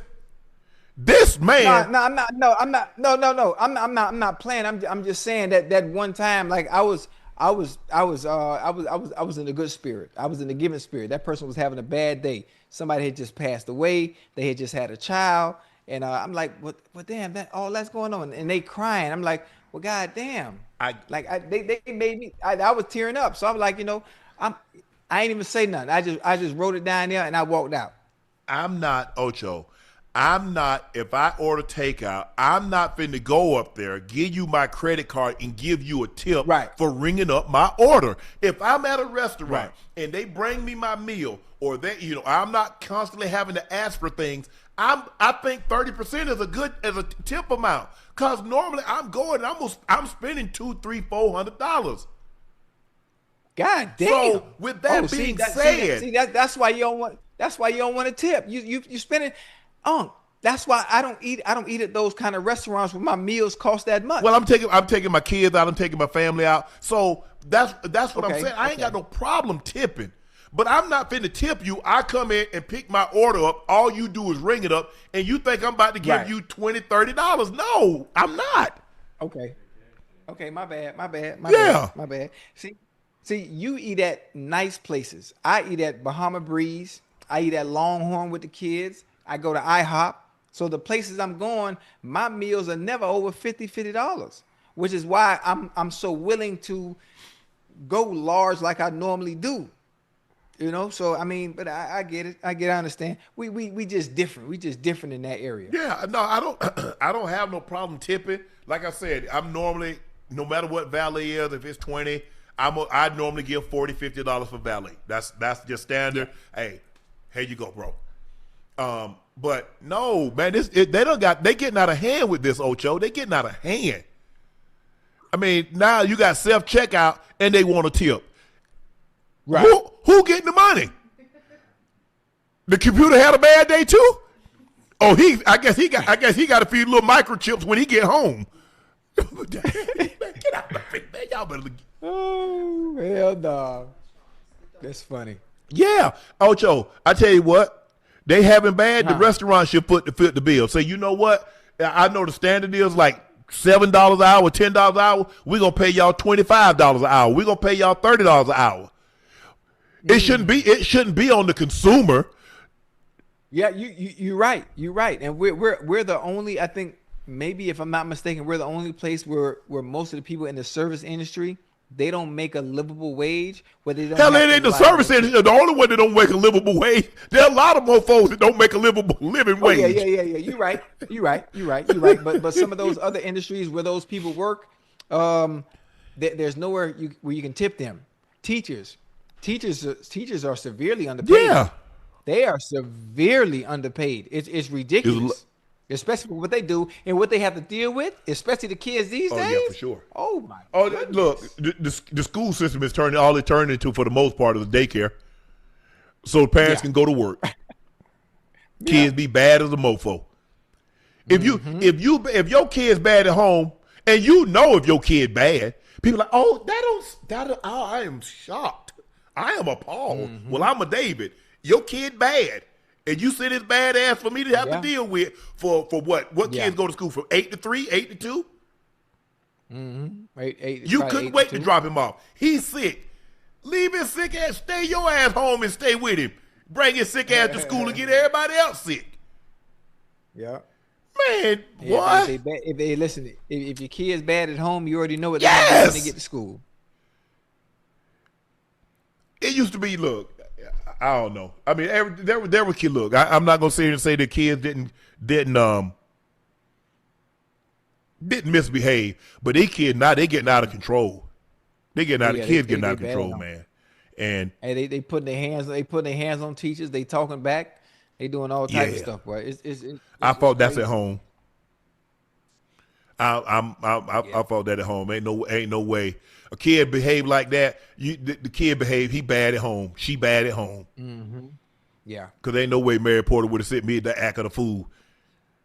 Cause I done got my tail tore up before going to school. So I'm gonna be on my best behavior. Cause they mess around and call Mary Porter. Then you gonna get it again? Get before school and after school? Oh no.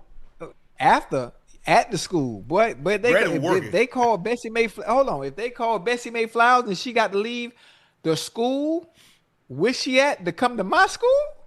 I'm gonna take the phone out the hook. I get home and take the phone out the hook. Hey, like my grandma say, wherever you show out, that's exactly where you get woe out. Ocho, you want to show off in class? I'm gonna whoop your ass in class. Hey, I take the phone out the hook. Who left this phone out the hook? I don't know. They be Hey, school calling, it be busy as hell. Yeah, you got no business calling here. Me no live here. Yeah, wrong look, number. I don't, like I said, I don't have a problem tipping. I tip anybody that's ever served me or I've gone places. I tip. I do. I ain't got no problem tipping. Hey, I leave the hotel, Ocho, I leave $30, $40 side the bed, clean. They come in, turn down service, I give them $30, $40. I bring a little extra cash, because if I'm on the road to clean my room, hey, boom. They're going to leave a couple of extra bottles of water. You need extra towels, face cloths, something like that. Okay, cool. I ain't got no problem. I don't have a problem tipping. I think y'all know that last night. I mean, Joe had his thing, and I was like, out the muscle. And you see he already tweeted because it's already done. So I ain't got no problem helping. But nah, man, they just trying to do too much, man. They trying to do too much. Somebody talking about Unc Cheap. I just gave Joe 10 grand last night. Y'all talking about Unc Cheap. Well, damn, you gave Joe 10 grand. Why you harping on me about that? You know I gave Joe 10 grand. You were supposed to match it. We were supposed to feed 500 people in Atlanta. No, you hold on. How you just gonna throw in about that for me? You don't know what I got to do with my money. Whoa. Now, this man just talking about you tipping. You talking about, we gonna tip $1,000. You trying to spend my money all the time. $1,000 and $10,000. That's two totally. I got 37 goddamn kids. You talking about just give 10,000 away? I got kids. They got to feed Christmas coming up. You just tip something. You just tip somebody. You just tip one person $1,500, $5,000. I just fed 250 people. Well, I fed 25 people. I'm surprised why Joe ain't tweet about me. $40. You said $40. Nah. I sent baby. I think she sent 2,000. Oh. Yeah, we gonna feed all of them. We ain't gonna feed that many. Hey, hold on. How many 2,000 feed?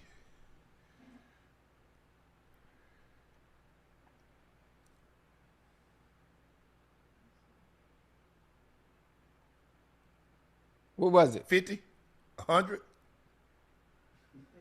50. 50? Oh, that's a good number. That ain't no good number. That's a good number. You should spend 250. Hey, I thought we gonna feed 500. Unc Ocho Nightcap feed 500 hungry family. Yeah, everybody like, yes, Unc Ocho, yeah. I fed 50. Man, Jesus had a fish and 2 loaves of bread. He fed 5,000 though. Yeah, but I ain't got that. No. 2 loaves of bread and some fish.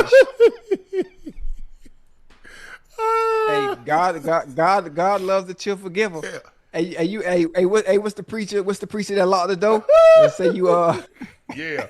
Now they talk about, the Lord told me somebody 21 people go give me $1,000 today.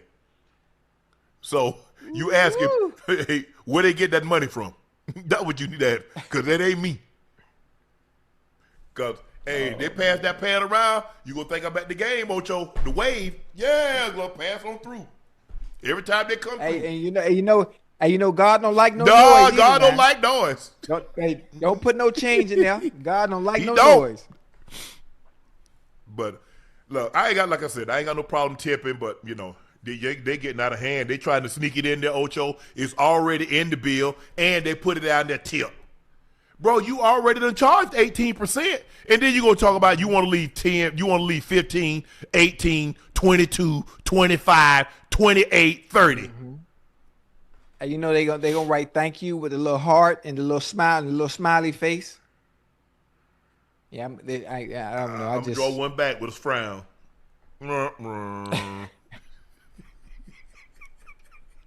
Hey, that's all I got for you, Ocho. Like I said, I ain't got no problem, but hey, they doing too much now. They just think everybody just stand there and just. I guess we supposed to greeters and seaters. Somebody that walk you. I guess somebody you supposed to pay somebody. You supposed to tip when they walk you to your seat, your table? Yeah, hey, everybody need a tip. No, hell no. All right, we're going to get you out of here on this one. It's time for our final segment of the evening. It's time for Q and A.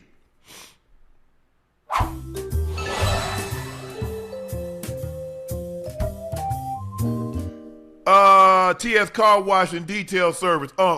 What is something that your grandpa told you that stood out with you for your whole life that's same for Ocho and his grandma? Ocho, you want to go first? Something that my grandmother and grandfather always told me.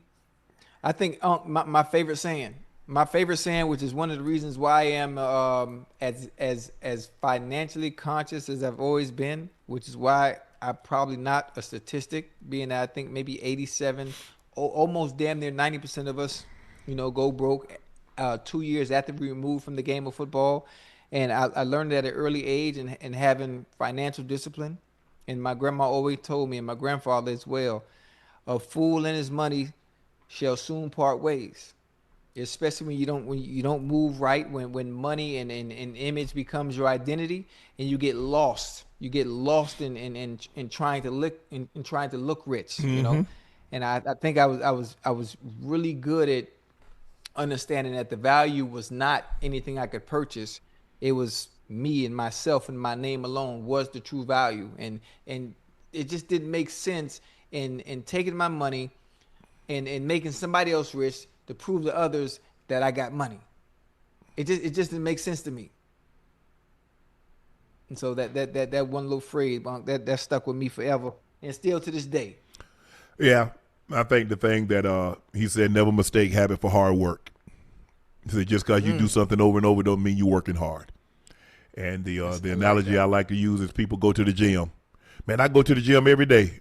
You look the same.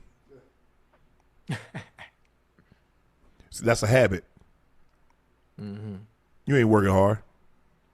And I make sure whatever I do, I'm working hard. Tino Davis say, is it fair to label Justin Fields a bust? It's hard to say a guy that came from his situation that made it to the NFL, but the expectations, he has not met expectations. Right. And I think the thing is, Ocho, is that when you look at professional athletes, everybody ain't gonna pay it out. They make it seem like every restaurant that opened. So if a restaurant is open, so I've seen restaurants, Dan Tanner's in Atlanta. It's been a staple. It's closing. So is it a failure? Restaurants stay open for 10 years and close. Is it a failure? So I'm just trying to, how do we judge it? Right. Everybody is not going to be Brady, Manning. I don't care. Everybody's not going to have that level of success or have the level of success that we thought they would have, or maybe they even thought they would have. Right. And I just think for me, just watching him and watching him over the years, I just don't know if he's ever going to be what we thought he would be. TJ, my Patriots are back 9-2 on the the Dirty Tigers. Oh, they're going to put something on y'all. They're going to put something on y'all. Ooh. Oh, Gonzalez. Wait, hold on. Okay, wait. Okay, you know what? That mean the Bengals play the Patriots, then they play the Dolphins. Yeah. It's over for y'all. Yeah. It's over. Hey, I don't know about that. The Patriots. That defense. Listen to me. It's over now. It's over now, and y'all quarterback not mobile. So y'all quarterback not gonna be able to get away from like that's fine. That's fine. We opened up the game with the quick game. Okay. We opened up the game with the quick game, and Gonzalez gonna have his hands full with T or Uno. No. You know where Gonzalez going. You know where Gonzalez going. Okay. Okay. He gonna have a long day. Okay. Not as long as y'all. Eli, Vrabel to the Falcons would have fed families with the talent on that team. I think Raheem is gone if they lose to the Panthers on Sunday. I think you're right. After the season, though. Tino Davis, Ocho, you know how I told you my uncle passed on Saturday. I'm burying my uncle in a custom jersey with y'all number. Team colors keep being amazing. Tino, man, thank you, man. We're sorry, so sorry to hear about the passing of your uncle, man. But thank you so much for your support. God bless and stay up, man. I appreciate that, man. That means a lot to us. Edie, I just think Justin had potential, but is currently scared mentally and emotionally. Watch his rookie year versus the last couple of years. He's broken his mind, but he has shown he has the ability. His first 2 years, Bears broke him completely. Well, look, he's shown flashes. You see flashes, Ocho. You saw the comeback that he had against Cincinnati. Oh yeah. So we've seen flashes, but we don't see enough. We see more things that cause you like, damn, than things that we say, oh yeah, okay, now we see more of the other versus the latter. So I just hope he can get it figured out. That's what I do. True and infamous 73. How ironic. Mike Vrabel entered the Patriots dynasty in 2019 only to go there and rebuild it back again.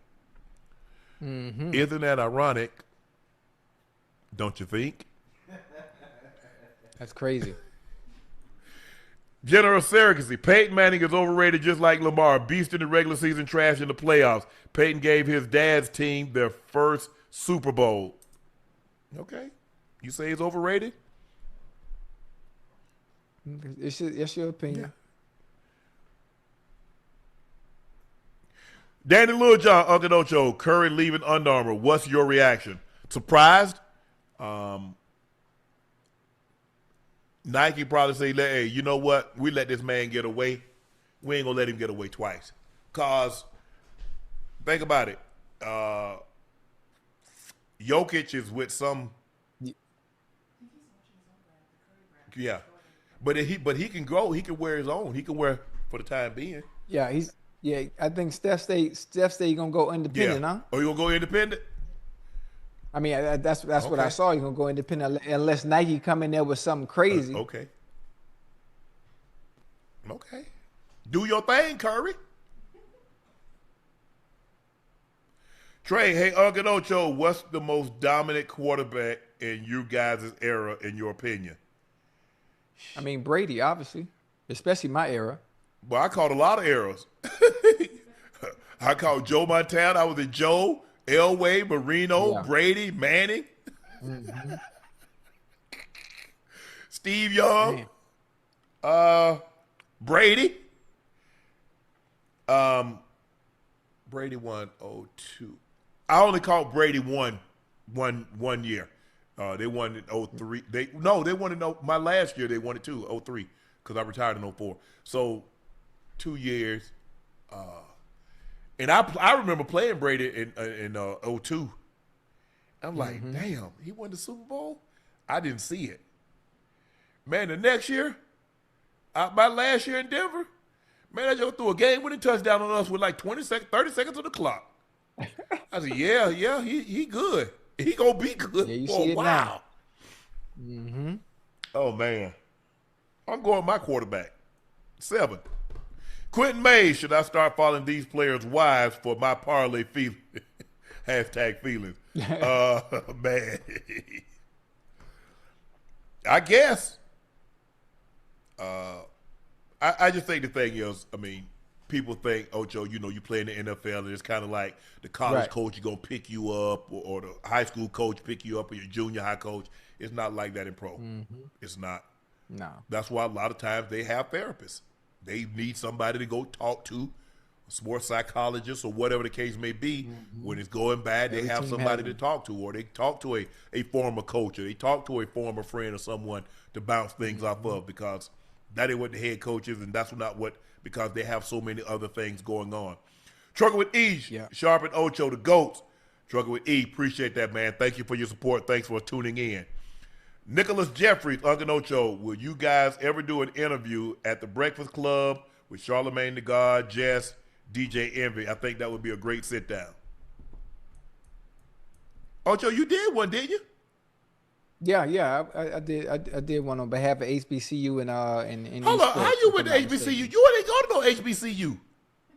I represent one. Hold up.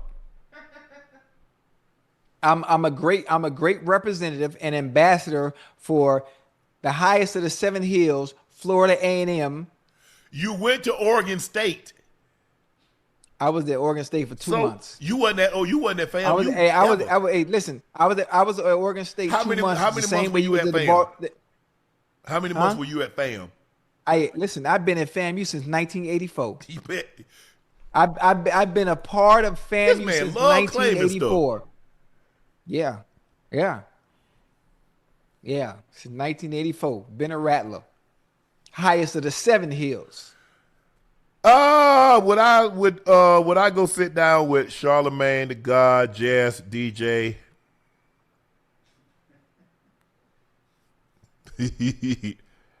I would consider it. I got to make the rounds. At some point in time. I got a couple of people on my list I'm gonna go sit down with. Yeah.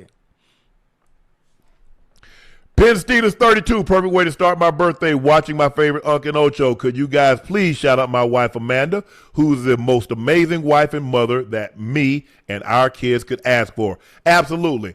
Amanda, happy birthday. Hubby says you're an amazing wife and an amazing mother. That is a great combination. Say he couldn't ask for a better wife, a better partner, better companion. So happy birthday. Enjoy this day, this very, very special day, and many, many more to come. Thank you.